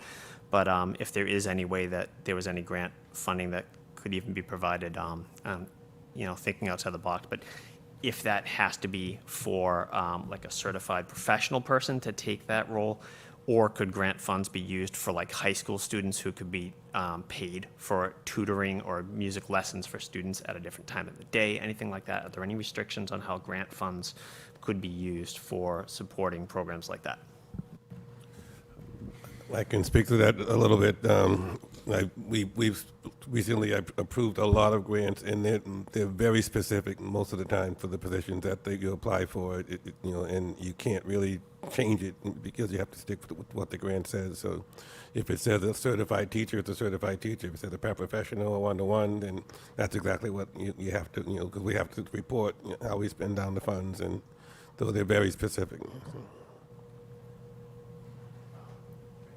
Thank you for that part. And then the only other part I was going to ask too, and I apologize, I know we've got a lot of information all at once there too, but in terms of the process right now for looking at hiring and filling the positions too, is this being done on can you just give a quick recap? Is this being done on a top of the pile going down? Are we putting a priority on the most at-risk positions, maybe the teachers in ASD classrooms or in substantially separate special ed classrooms? I know there's specific licensures and things like that. What I'm concerned about too is obviously with 200 kids coming into the district, you never know what those students might be bringing with them in terms of needs, so it's really hard to project what that cost is going to be. And obviously, when you have to hire a licensed professional who has to have some kind of certification for teaching students with severe disabilities versus moderate disabilities or something like that, I know we probably can't really afford to, I don't know how to say this correctly, but we want to make sure we're getting the professionals in front of the kids as fast as possible. And I think that certainly we have to pay attention a little bit to the cost or what that person who's applying might warrant for years of service or experience or what they bring with them for their professional credentials. But I think we really do have to get the professionals into the classroom as fast as possible to both meet the legal obligations for special ed. I don't know if we have to push special ed to the top of the hiring pile. I just wanted to clarify or just make sure the public is aware of what we're doing to try and get through the stack of applications and process those. So I'll speak to that. One, if you look at the in your packet, the ones that were just hired, for example, the paras, there's 3 paras that were hired. Just about all of them are special needs, one-to-one paras. They have to be in the classroom. They're special needs for some of our heavy, resource-intensive students. So those are the ones that we're trying to push through quickly. Some of the ones that we need to get signed off on now, like a speech-language pathologist. We have to get a OT person. So those are the ones that have kind of been waiting, but by law we have to. And as Kim Gibson mentioned already, there's compensatory services that we're going to have to go and backfill once we hire these people and provide the services for the students. So there is some urgency, and we need to get some of these signed, and we're trying to, the ones that I've signed are grant funded right now, but the ones that I will sign tomorrow, or once this body approves that, as you say, we have the money to hire these people, and we need to get them in the classroom in front of students quickly. Thank you, Mr. Homer. Any additional questions at this time for the city CFO? Mr. Sullivan, followed by Mr. Rodriguez, please. I just wanted to thank you, Mr. Clarkson, for, this is like having a second full-time job to do this. But we talked about last week about the net budget and non-net budget, and I see there's still things in this. Has that been straightened out yet? I did follow up on that, and thank you, because I meant to mention that in my comments, and I didn't. So this spreadsheet is reflective of both net and non-net spending. That's why the transportation expenses are in here, because this is just a reflection of what's in Munis. The second report that I mentioned to Vice Chair Ehlers that we're working on will specifically separate out the net and the non-net spending so that you can see the difference between those. And the categories that we're tracking in that are consistent with the vote that you took in passing the fiscal year 24 budget. I'm not sure which, are you talking about the cost of the buses, or the cost of the bus drivers? All of it, yes. So all of those costs are tracked when people are paid or gas is purchased. All of those expenses, as long as they're being paid with general funds, are tracked in Munis. What we're trying to do is to develop a report for you so that you can easily see the difference between those costs in transportation and the other educational costs. And so it's difficult, as you pointed out last week, to do that with this spreadsheet. So we're working on something that demonstrates it in greater detail so that you don't have to try to figure out where those costs are embedded. We're going to show them to you in plain sight. Okay, thank you. Mr. Rodriguez, please. This is more for Dr. Cobbs. Just not to get off track with this, but on the music side, did we cut positions through RIFs for on the music side? That's why we're having this backdraft with the music program? Or, how did we get to this point? So, I can hopefully have Sharon Walder speak to the cuts on the teaching and learning side. Obviously, I wasn't involved in those then. I was more in the operations side of the house. But Sharon, can you speak to what music teacher cuts or programs cuts? Because the only reason why I'm asking is, because this body has the authority on those positions to cut. Right. So if it means that, we have 7 custodial positions and we need 4 music teachers, then I would motion to eliminate 4 custodial positions and bring some music teachers into the classroom. So there are a couple of things that probably need to be discussed in greater detail than just swapping this for that. Were there music teachers cut? Yes. There were teachers cut from pretty much every content area, every level, as you saw from the information there. So the cuts in music did impact some of the programming, absolutely. What's also impacting programming is individual lessons during the school day. So kids were getting pulled out of literacy to take a lesson during the school day. And so it was a couple of kids at a time in a lesson. And so trying to figure out how do we make sure they're still getting lessons with fewer teachers and do it in a way that will allow us not to lose programming, but to get kids into the building, start learning those lessons early on. And I think we really have to start looking at Brockton has maintained very traditional practices, and we hear from our community how important that is. But as education is changing, and as it takes more to educate kids, the amount that it costs to educate a child now is different from the amount it was pre-COVID. And so some of the counselors and all of the things that we've been putting in place to really try to support students and have smaller class sizes last year as compared to this year. You're seeing it when you visit elementaries, you're going to see 28 to 30 kids in a class. And as we're talking about increased enrollments, our needs are great, and as much as music is vitally important, before we just say, let's swap this for that, I think we really need to take a good look at how we're structured and what we need to do in order to provide the best education overall for all students. And if that means increasing the number of music teachers, then we look at how we do that. if that means we increase the number of academic teachers so we can reduce our class sizes at elementary so that we can get to that you are literate by the end of third grade at grade level, then we have to look at that. There are some things that you all need to really think about, because as much as we want to stay within a budget, you are hearing the impact of, we are 2% below where we should be at this point, but that 2% is having a significant impact already on where we are in our schools. And we're maintaining, but how long we're able to do that matters significantly to our families and to our students and to our teachers. And so before we say, let's give up 4 of these, for 2 of those, we really need to take a look at where do we really need to prioritize putting people back into our schools.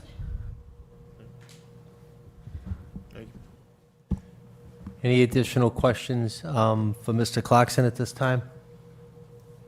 Thank you, Troy. Thank you all very much.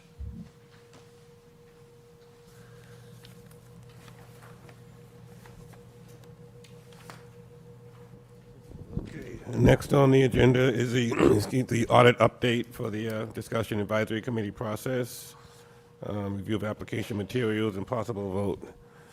And Attorney Spotify, this is her work here, so she can present.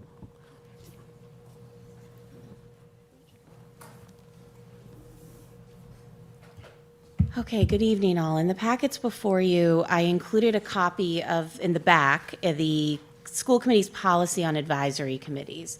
Last we were together, the committee voted to put in place an advisory committee consisting of the full school committee, 3 members of the public, as well as 1 alternate to select the audit firm to conduct the FY23 budget audit. As you'll see in the policy that the committee has, we have to come up with the instruction, the charge for the committee.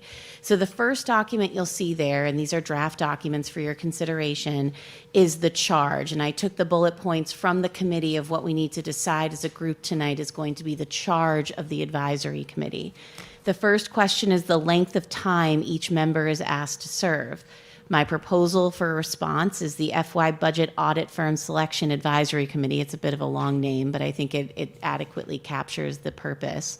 Shall be asked to convene immediately and serve until it is voted to recommend at least 2 audit firms for the FY budget audit to the Brockton School Committee. The next question is the assignment of the school committee wishes the committee to fulfill and to the extent the limitations of its responsibilities. It's to review, interview, and recommend audit firms to conduct the forensic and performance audit of the Brockton School Committee focused on the FY23 budget shortfall. The resources the school committee would provide. The Brockton School Committee will provide meeting time and space and any resources reasonably required for the advisory committee to accomplish its objective. The approximate dates on which the school committee wishes to receive major reports. The Brockton School Committee anticipates the advisory committee will provide its recommendations of at least 2 audit firms to the Brockton School Committee as soon as is reasonably possible. The next item is asking for the policies that would be brought into light here, generally governing citizens, committees, and the relationship of these committees to the school committee as a whole, individual school committee members, the superintendent, and other members of the professional staff. I just highlighted 3 policies I think are applicable here. And then the last is the responsibility for release of the information to the press. I noted that all advisory committee meetings will be broadcast and recorded as public meetings. Any comments to the press on behalf of the advisory committee will be through the communications office of the Brockton Public Schools. So before we move to the next document, I don't know if there's any questions or discussion or amendments that the committee would like to make to the charge. Any questions by any members of the committee? Thank you, Attorney. Oh, Mr. Homer, please. Thank you. For the second one, for item B, for the assignment to review, interview, recommend audit firms for the forensic and performance audits, focusing on the 23 budget shortfall. Just to clarify that, I know members of the public had raised concern. They were looking and interested in seeing an audit that would reach back through previous years as well. would that be encompassed in that item in terms of focusing on the budget shortfall? Would a review of 4 or 5 years previous or spending, would that all be entailed in that? Or is this item just limiting us just to the 2022-2023 school year, the year that ended FY23? Thank you. Sure. Not being an auditor myself, but I have spoken to a number of audit firms about what the process they would undertake would look like, just so I know to advise you appropriately. And they all shared that in order to do a successful and detailed audit, they would need to look at a number of years of prior spending, as well as to do a performance audit. They're going to be looking at this year's FY24's budget, as well as the planned projections for FY25. I think the reason I narrowly tailored this is because the findings you're looking for are related to how we got, at least the charge I understood, was related to how did we end up in the position we're in with the FY23 budget. But it's very possible that it might uncover other issues in other budget years. I don't think it's limited. It wouldn't be focused on FY22 or FY21, but certainly that could be within the purview that you set for the auditors. Attorney Spotterfield, I think we just needed to add verbiage at the first section on A. It says to recommend at least 2 audit firms. This committee said external independent audit firms. Sure. So I think we would want to add that verbiage, external independent. Any objections on that? Thank you. Any other questions for Attorney Spotterfield relative to this committee charge? We'll move on then. Thank you. Mr. Chair, if I could, if everyone's comfortable this, I would think it would be good to vote it in to make it official so we can include it in the application materials with the amendment. As amended? Yes, as amended. Okay. Is there a motion on the floor relative to accepting the committee charge as amended with adding the verbiage external independent at subsection A? Is there a motion?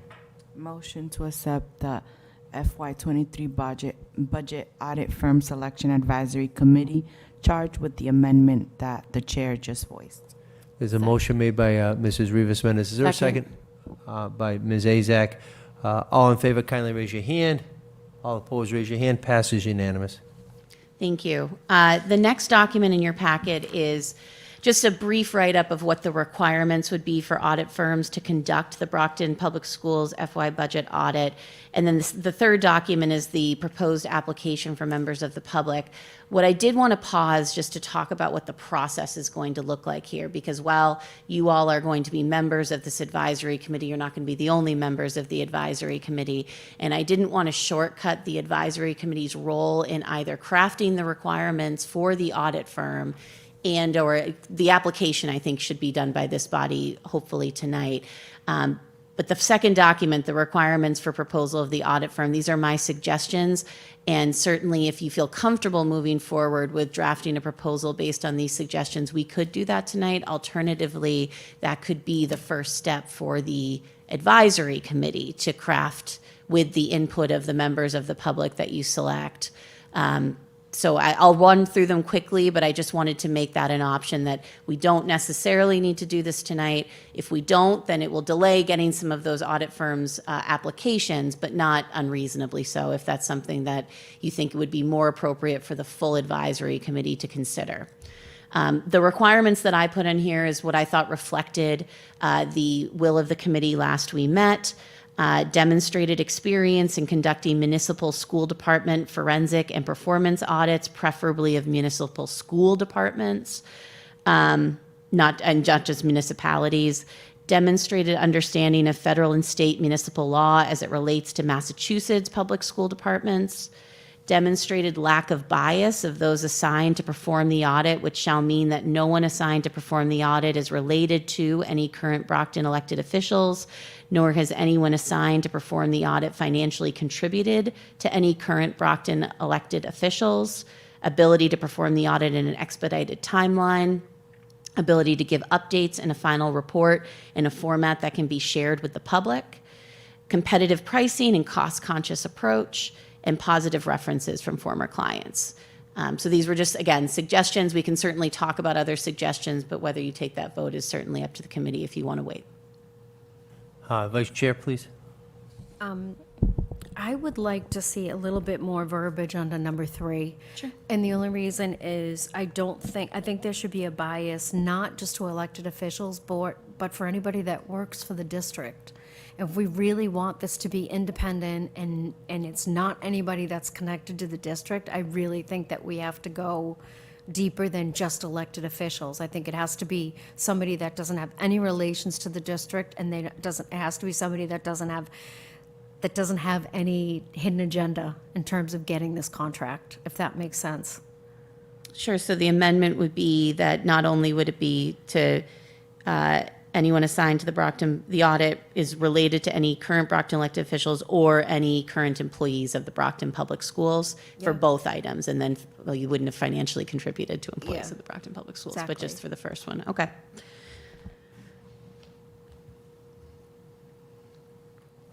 Any other comments or questions? I have one. Relative to number 7, would you want to actually state a number of references, positive references? I mean, is that one reference? Do you want 3 references? And then from former clients, are they municipal clients? Are they school district clients? What is that defined as?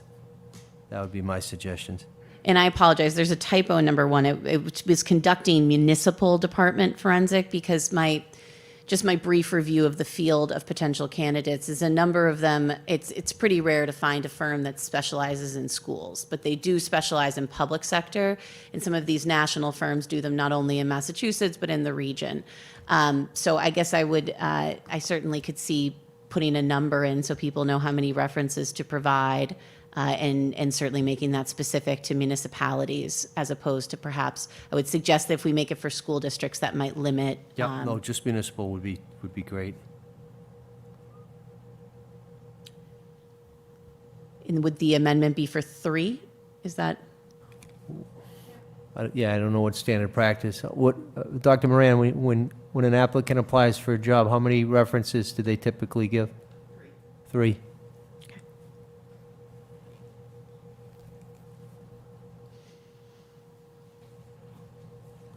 Any other questions relative to this, or any suggestions or contemplated amendments?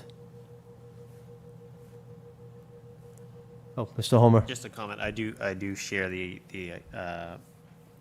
vision of having input from community members who want to be a part of that as well. I mean, I think this is a good starting point and a good setup, but I do like the idea of using this as a baseline to get started with, but then including other community members' input as well before proceeding with the selection process.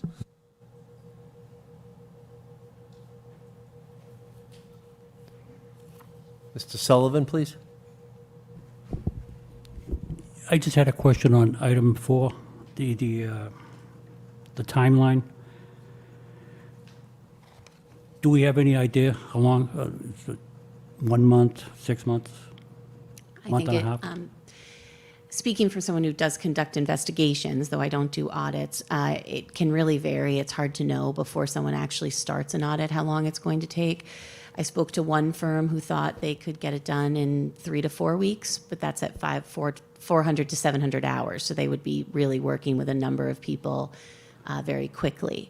That's one firm, though. So I don't know what the broad search is going to show. I was encouraged by that first response, that it could be done so quickly, but that's for an initial finding. Again, sometimes you don't know where it's going to go once you start. But I could see it ranging somewhere in the realm of a month, probably at the minimum, 6 to 8 weeks, then all the way to potentially multiple months. Okay, thank you. Any other questions or comments or suggested amendments at this time?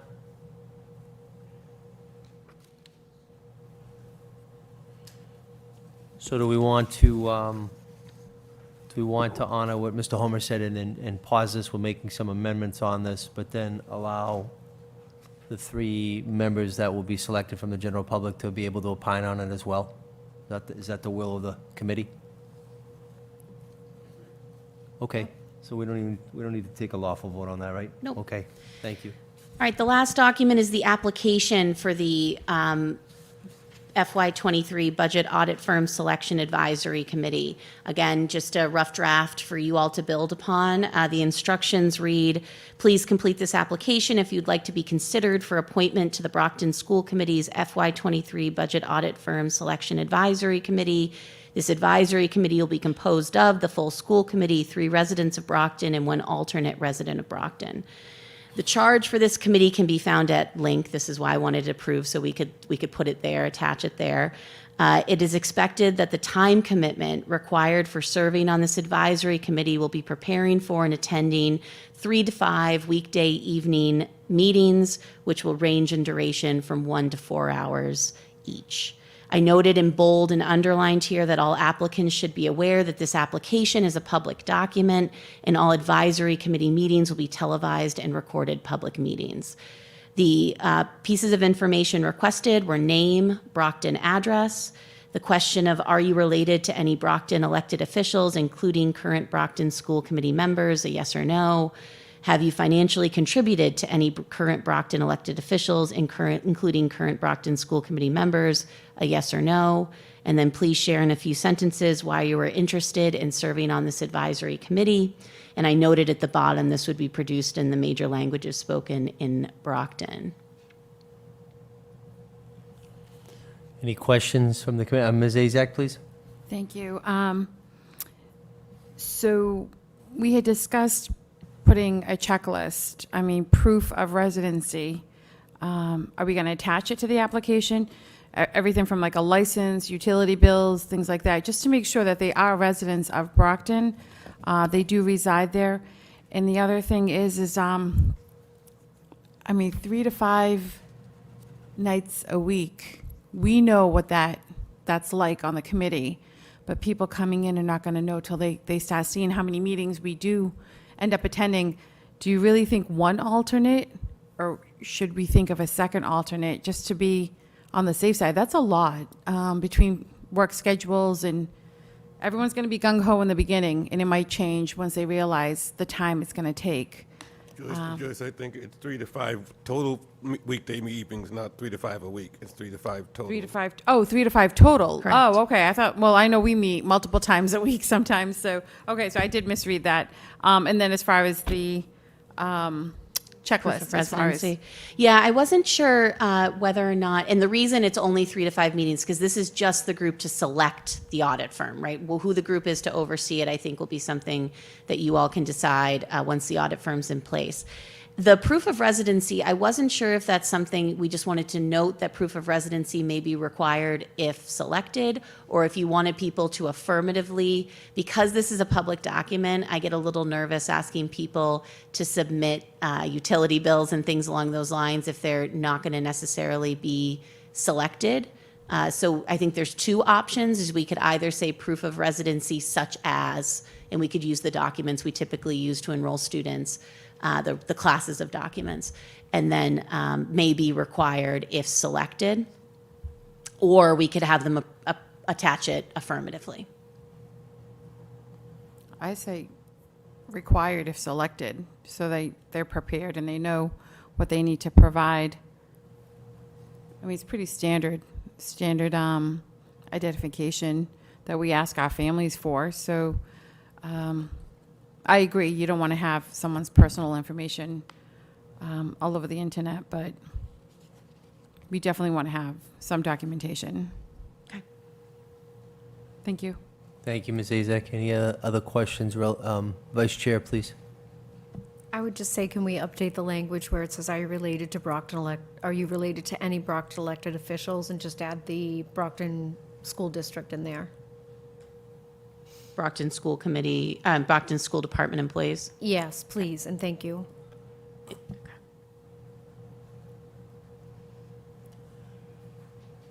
Any other questions from the committee? Mrs. Rivas Mendez, followed by Mr. Sullivan, please. Just what we were talking about, 3 to 5 weekday evening meetings in total. Because when I first read it, I thought it was 3 to 5 meetings per week. 3 to 5. Yes, I'll say in total. Do you think that would clarify it sufficient? Okay. Yes, please. Thank you. Thank you. Mr. Sullivan, please. Sarah, these committee members, are they volunteers? Are they being paid? Volunteers. That should be noted as well. That's a good point. It's not in there, that's why I asked. Yep.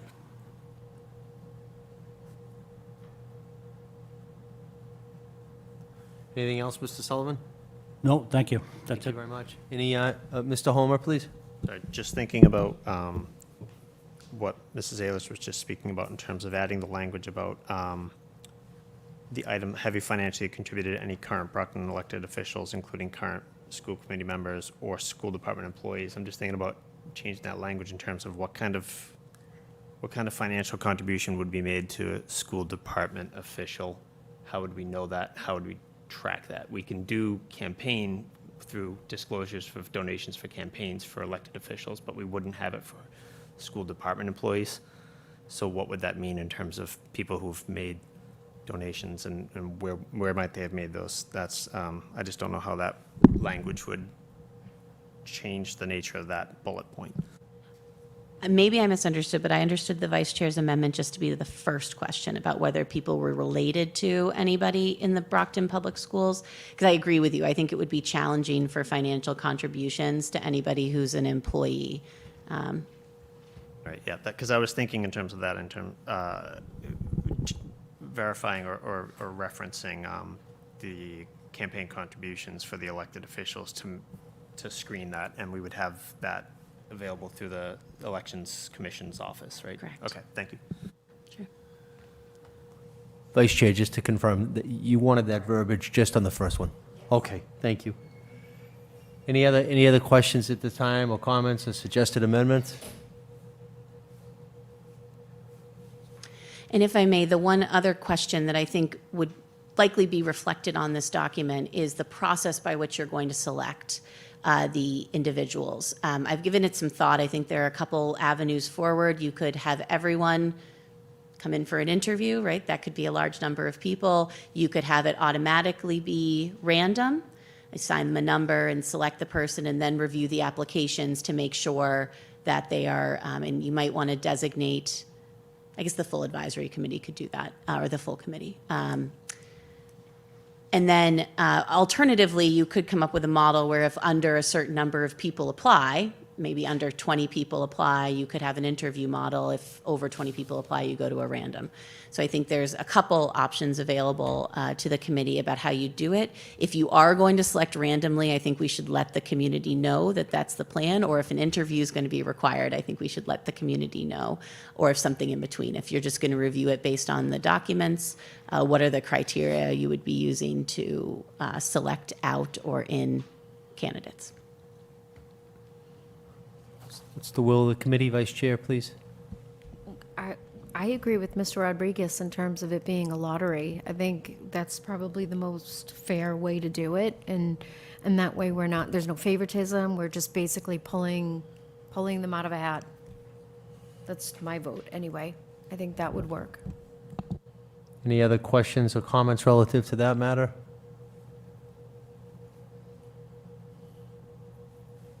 So I think if it's by lottery, then the process that I would suggest is that if we're going to do this as perhaps the full school committee, or you could designate a subset to do the lottery, but the full school committee would sit together, pull names out of a hat. We would have the applications available, make sure that the application's fully filled out. We pick the number, look at the application, make sure it's fully filled out. We can read the name publicly to make sure none of you or anyone that you're aware of has an affiliation with that individual.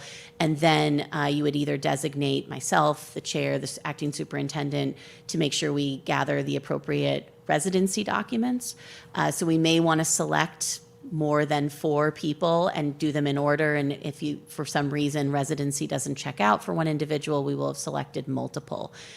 So if that sounds agreeable, or we can amend that process, I would write it up and include it with the application, just so folks know, and I can circulate that to the committee, just so folks know that that's the plan going forward. So it would be a lottery in an open meeting, name would be read aloud, assuming no conflict is immediately known and the application is fully filled out, would then go to the acting superintendent with legal counsel to confirm residency, and you would select maybe 6 at that meeting to ensure that we adequately will end up with 3 individuals to serve on the advisory committee. We may also want to include a phone call to the individuals to make sure they are still interested and can meet the time commitments that are required. Would that fourth person be the alternate? Right, so maybe 8 people would be better, so we double the number that we have. To will the committee on that, Mr. Sullivan, please? Just one quick question. I don't see a date where they have to apply by on here, or could that be added to it? Sure, I think that that would be a good point of discussion for the committee as well, about whether giving the people a week, 2 weeks, what would be reasonable. We were, I think, probably posting this online, and then it's a link that can be shared through different community organizations, however you all deem appropriate. But a week, 10 days, somewhere in that realm. A week sounds good. I think 10 days. I was going to say 10 days, too. 10 calendar days or business days? 10 calendar days. Does that sound? It gives it gives a full week of business and a weekend for people to consider it, talk to their families. I mean, it is a commitment, so I think we have to be respectful of that. So everybody agrees on that 10 calendar days? When are we thinking of posting this? I think I would just need to work with the IT department. I'm not sure how quickly they can turn it around. I can get the edits done tonight and then speak to them tomorrow about the timeline for posting. I would hope by the end of the week we could have it posted. So I'm just thinking out, that would put us beyond your next school committee meeting, but we could either potentially call a special for this purpose or put it on your meeting after that to select. It might make sense for a special, as it might take a little bit of time, but we could cross that bridge once we have a firm timeline of when the 10 days will run.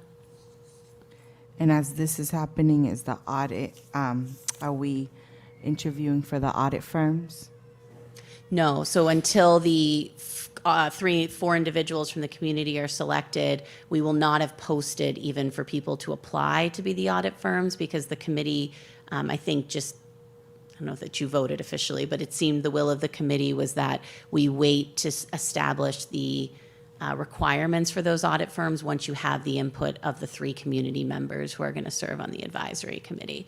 So presuming that you select them and then you schedule a meeting within the next week from when they're selected, you would have to give those audit firms time to apply, another 10 days. So you'd probably be looking at another month or so before you get the applications in from the audit firms. Okay, thank you.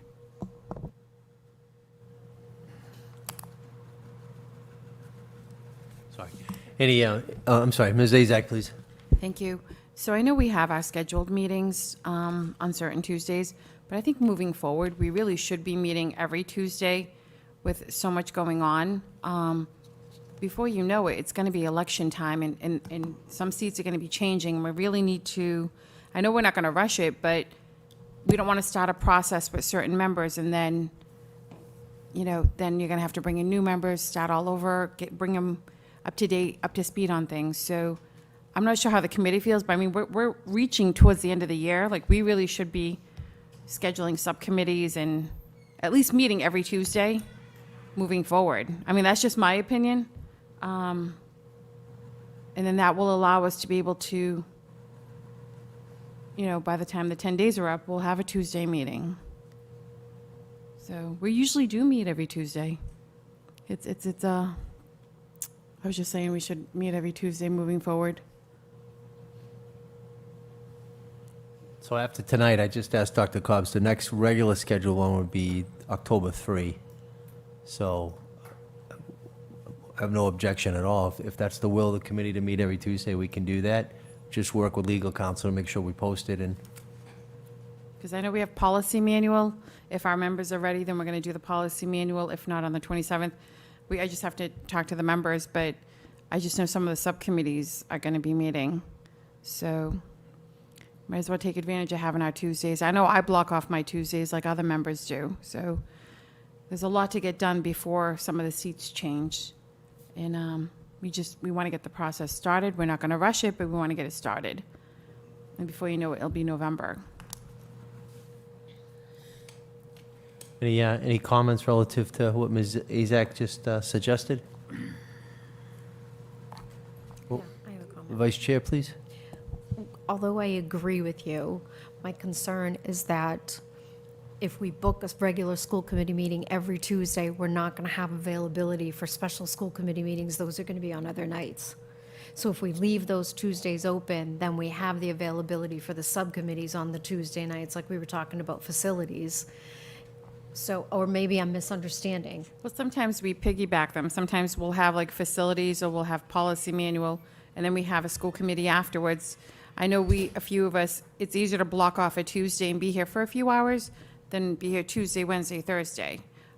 Especially with a lot going on towards the end of the year, we really do need to wrap up some of the subcommittees. I know we've been focusing on other things, but we have a few things that we need to do. I know my subcommittees, we need to meet, and I'm going to schedule them for Tuesdays.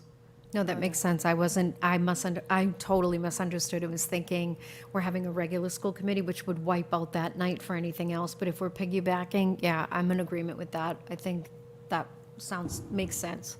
Apologies, I didn't understand. No it. worries. I just figured it's always good to get an update or whatever we have going on, since we do keep the Tuesdays open. So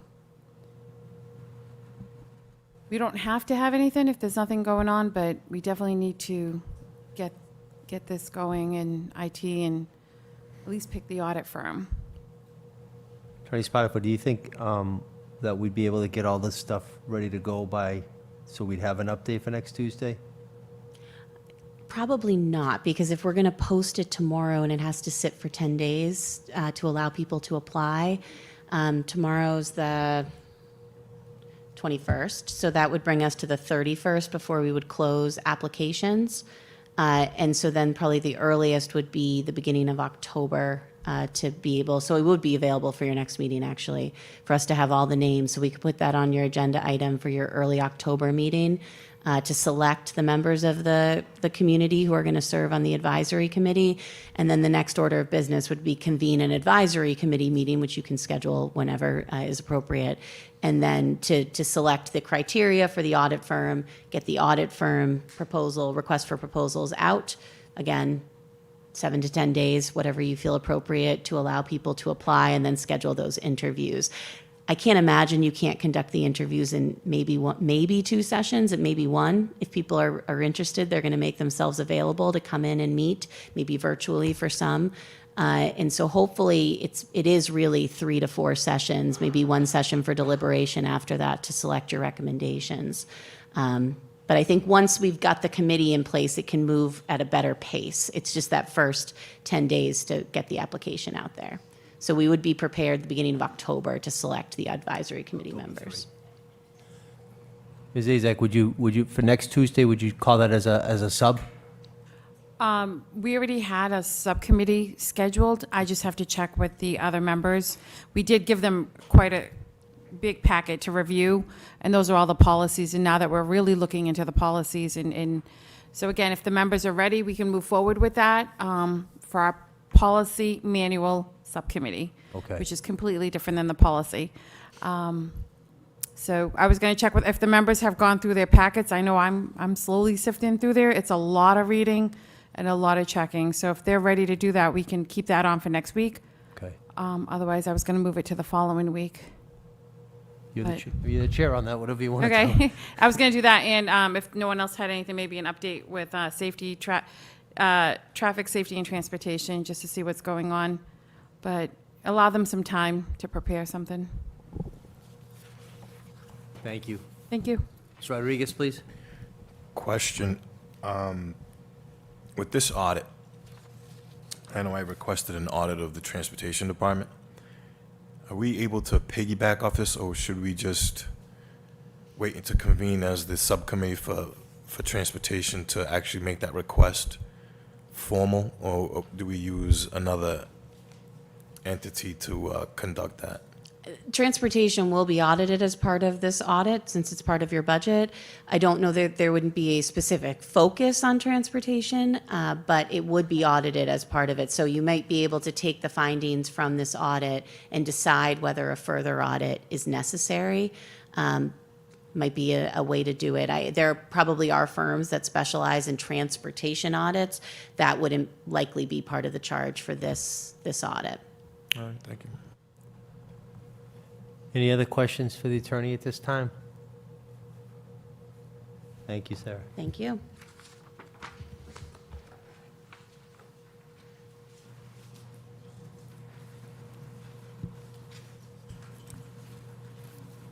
Subsection E on 4 is items to refer to subcommittee. Are there any matters to go to subcommittee?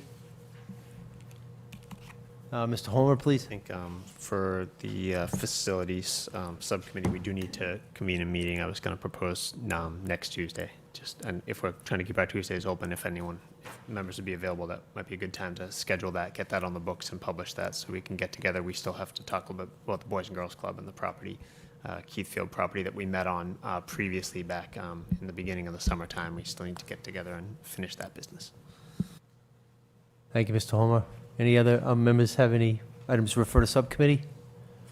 Seeing none, that concludes Agenda 4. We will go now back to Agenda 3, consent agenda, which was subsection E, request for authorization to submit proposals and expenditures of funds. FY 2024 Brockton Adult Learning Center grant in the amount of $1,150,842. FY 2024 consolidated ESSA grant application for federal Title I, Title II, Title III, and Title IV in the amount of $7,412,358.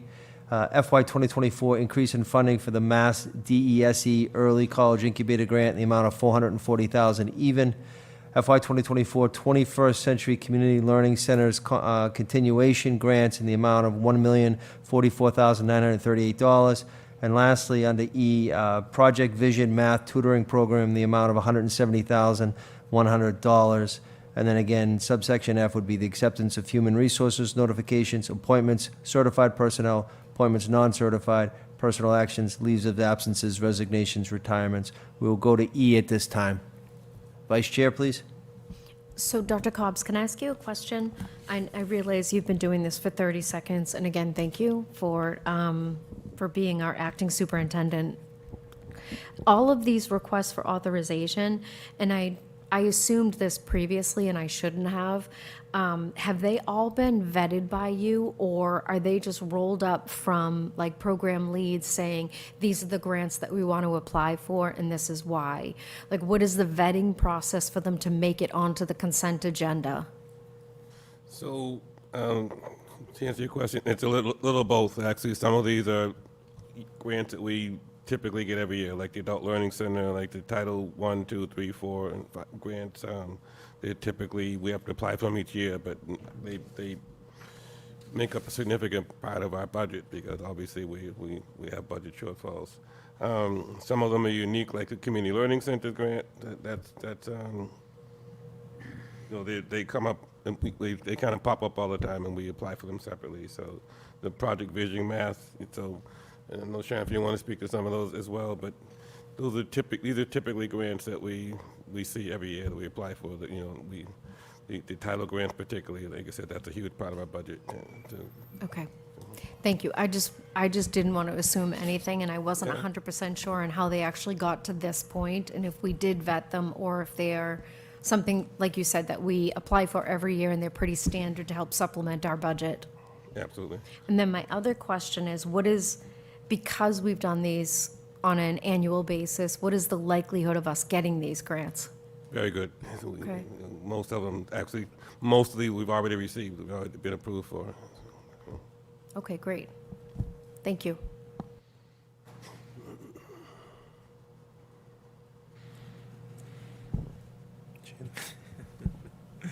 Okay, well, the chair's not here for us to make a motion. Vice so- Chair, so it's up to you. Well, it's up to you, Kathy, but Okay.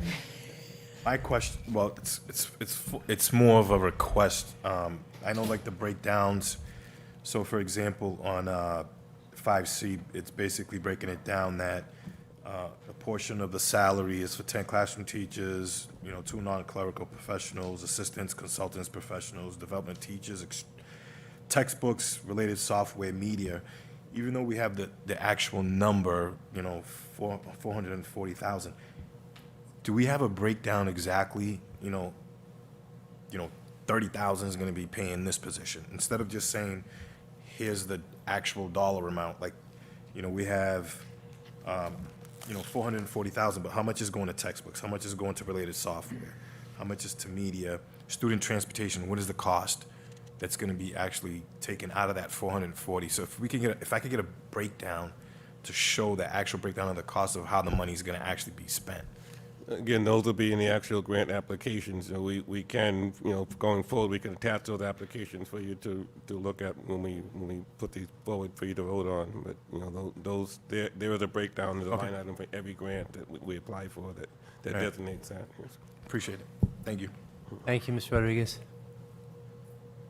Any other, Mrs. Rivas Mendez? Yeah, okay.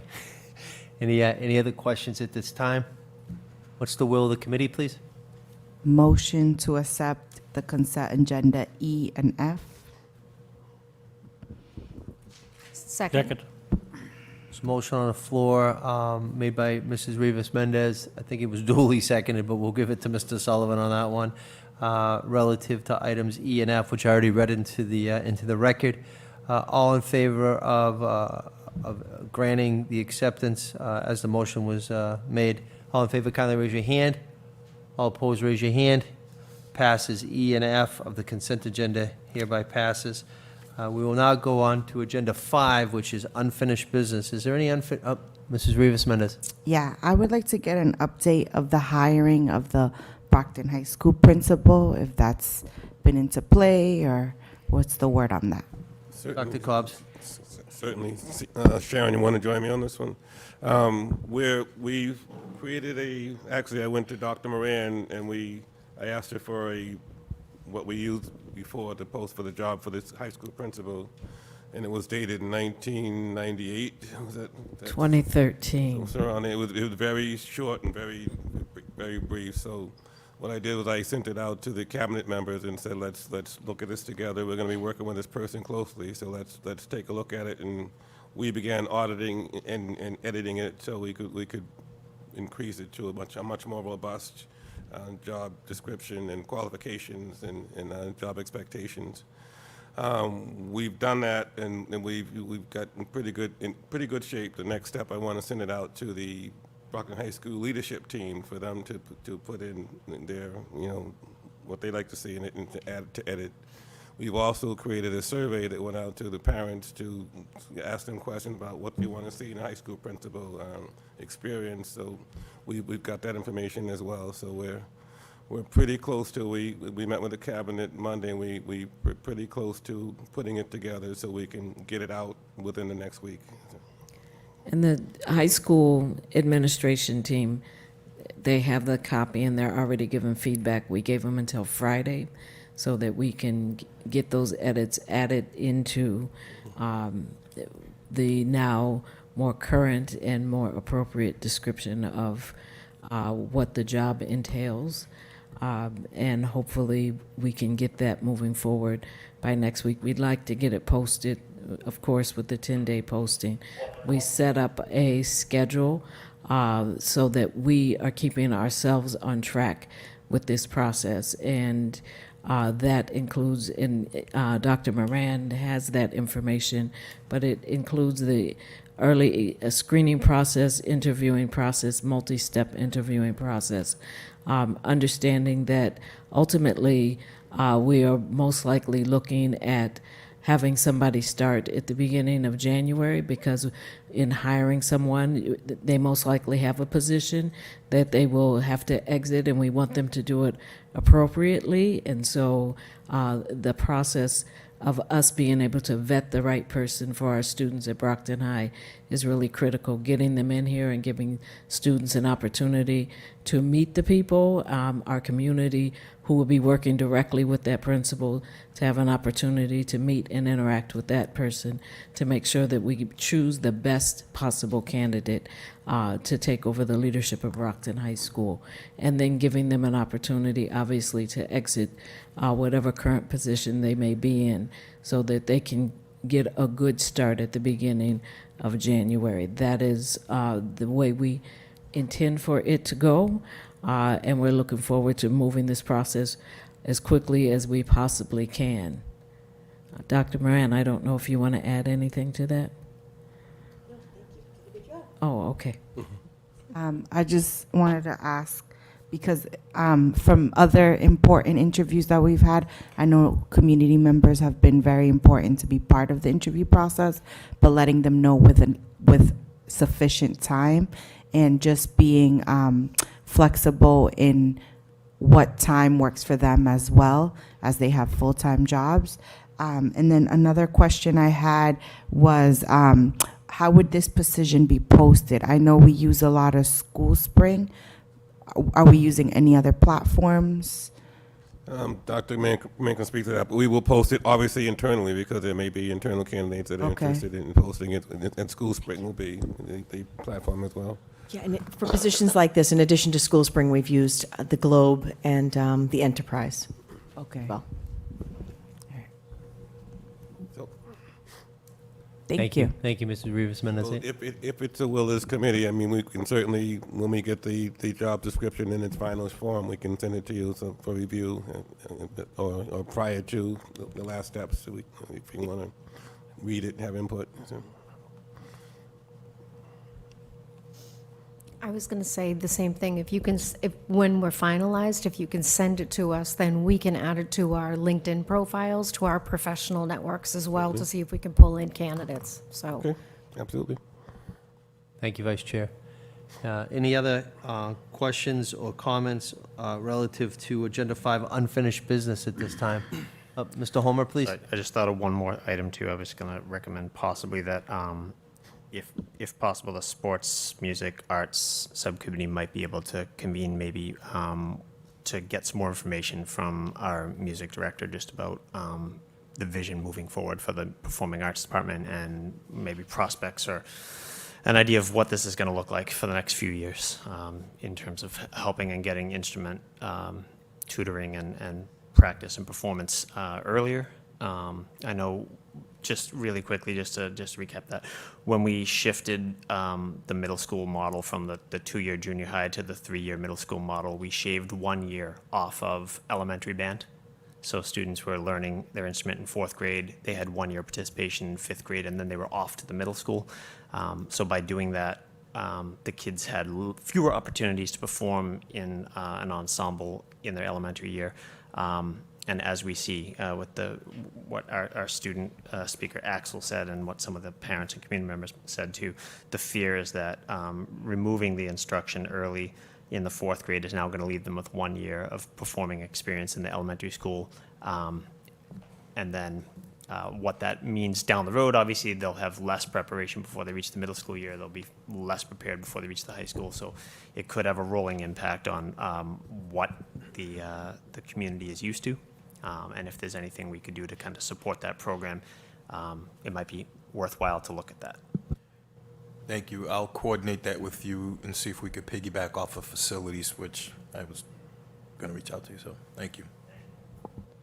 Any other members have anything relative to Agenda 5 unfinished business at this time?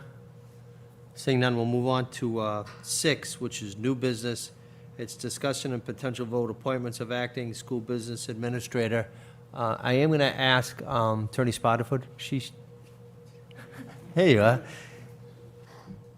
I know a lot of people are trying to figure out, they've heard about this, and I don't know this person at all. This person that spoke to Dr. Cobbs and spoke to Troy Clarkson, how did that person come into play to even be contemplated or interested in Brockton?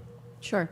So when the decision was made to put some employees on paid administrative leave, there was a need to make sure that we had support in that department.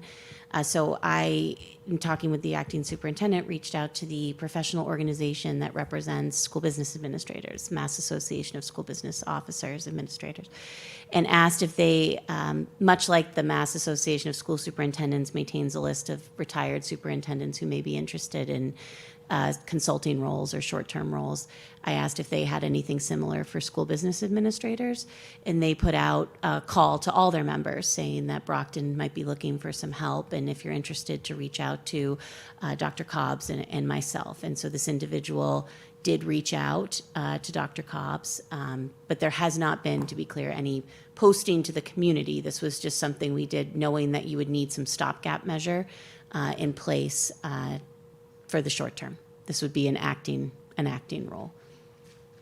And this person, he or she would be hired by the school committee? Correct. I think the appropriate model would be a contract between the school committee and the individual with the acting superintendent acting as the supervisor. Okay. Vice Chair, please.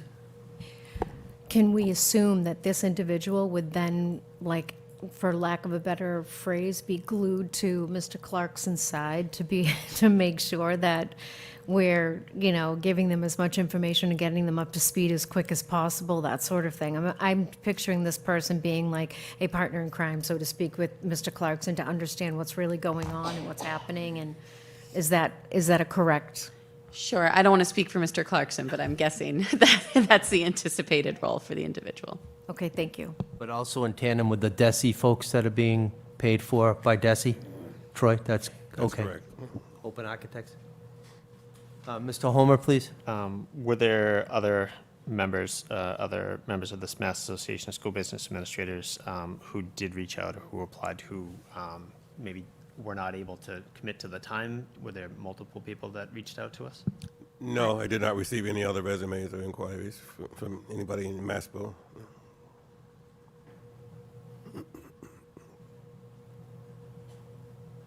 And while, typically we would go through a posting process, because it's an appointment of an acting, it's not always the process that we go through. Additionally, because this is a very narrow license requirement, most people, I think it's fair to say, most people who have this license are part of this professional organization or known to that professional organization. It's a pretty small community of individuals who work under that license or are interested to work under that license. Vice Chair, please. Sorry, one other question. So there's obviously a difference between acting and interim. Is there a timeline that is associated with acting? Like, I guess I just want to make sure that, this individual or anybody else, when we say acting, are we thinking 60 to 90 days, or are we not thinking anything at all? We're just kind of like acting until we say they're no longer acting. Yeah. I don't know that there's a hard and fast rule or a legal rule to interim versus acting. I think generally acting is filling in for somebody who may or may not, the role may or may not become vacant eventually. Interim is usually the term we would use when a role is vacant and perhaps we're not in a position to permanently fill that role. So somebody is going to be there for a defined period of time. In this situation, I don't think we have a sense of how long this role would be in place. The individual no one holds the same title as school business officer, but any of the individuals who are placed on leave, it's simply during the pendency of the investigation, which could last for any number of days, weeks, or months. So it wouldn't be a determined period of time. Okay, and then my second question would be, has this individual's credentials been vetted by yourself, Mr. Clarkson, Mr. Cobbs? I guess I'm curious who viewed the credentials of this individual to say that they would be a possible acting? I think that would be more the acting superintendent. So the answer to that question is yes. Troy and I both vetted her credentials. She's properly licensed in the Department of Education. Her resume is extensive, and her references are very extensive as well. Great. Okay. Thank you. Any other, Ms. Azak, please. So this individual approached the superintendent, acting superintendent, with transparency and everything. I really think we should have posted this, or at least reached out to a company that has like a temp that can come in where we can contract them. Just appointing somebody that, I'll be honest, I didn't even see what was sent to us or the revision in the agenda. We really need to stress we have to have time to review this. I just saw it in my email, and I haven't had a chance to flip through the 15 pages. So I would feel more comfortable if we opened this up for more than just one person. I mean, maybe people didn't know this person just approached, where others are like, oh, well, wait a minute, we didn't know we could approach. This person might be a wonderful candidate. I just think with everything going on, we really need to open this up to others and make the position known that we are looking for someone. It is going to be temporary. It'll be an acting position, but don't feel comfortable just appointing somebody, given with everything going on now. I really want to do my research, and I feel more comfortable. And I did notice a couple of recommendations that were in-house. And like I said, this is probably a wonderful candidate. This is just my opinion. I'm not sure what the opinion of the committee is, but I really think we really need to give us time when we review things. I'm not sure when this all happened, but getting this, I think I saw it yesterday, yesterday afternoon. So we just need time. Time is really important when we have to review things. The committee really should have time to review and be able to have our opportunity to ask questions.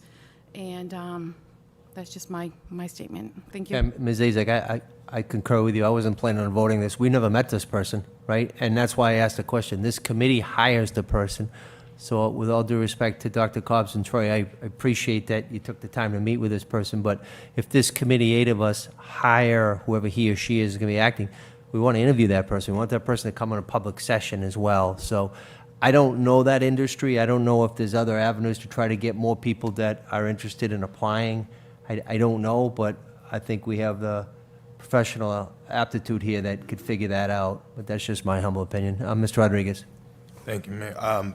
I share the same with the chair and Joyce. I did look at the resume. There were some things that popped out to me that were, I mean, impeccable resume, but there were some things that were concerning that it wouldn't be prudent on this body to move forward in that direction, knowing that what we're dealing with and names that are in that resume. So I think we should open this up and stay away from anybody that has any ties to the city at this point.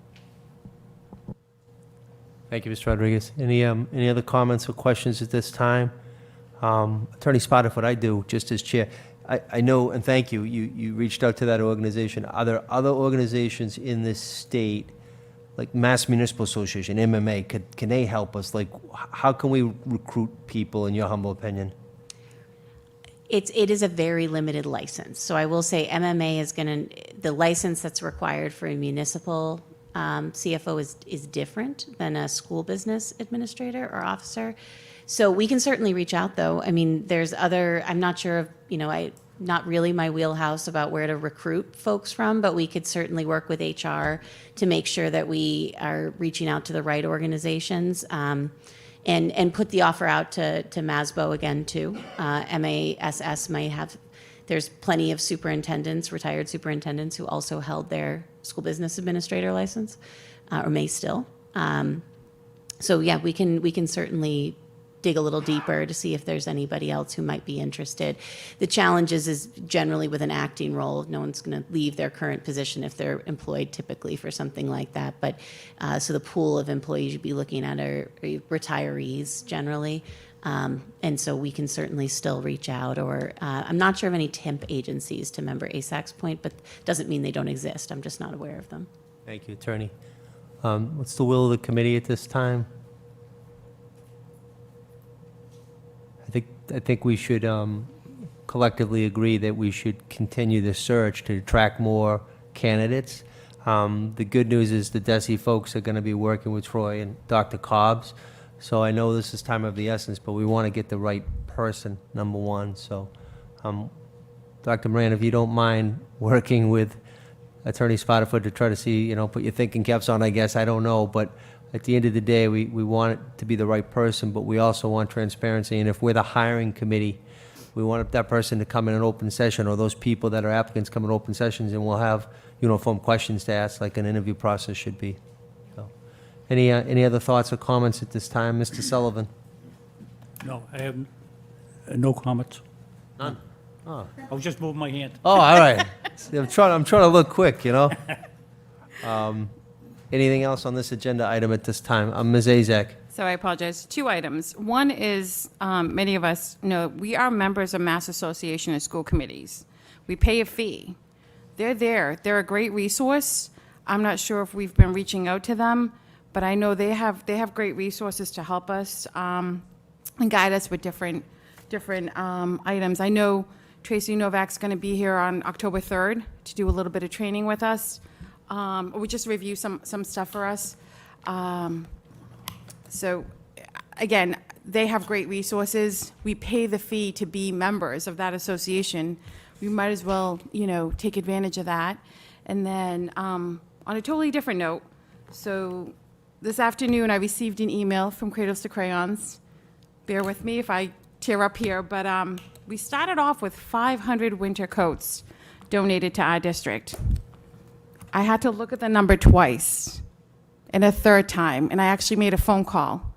2,700 winter coats are going to be sent to Brockton. That's awesome. That is amazing. So we need all the help we can get. Our families benefit from this. This is amazing. They have been so generous. I mean, they just gave us over 6,000 backpacks, and now the 2,700 winter coats. I mean, last time it was 1,500. So they're so good to us. So Brockton families, I need to work with Jess Hodges. We're gonna do the online form like we did last year. We have to start early.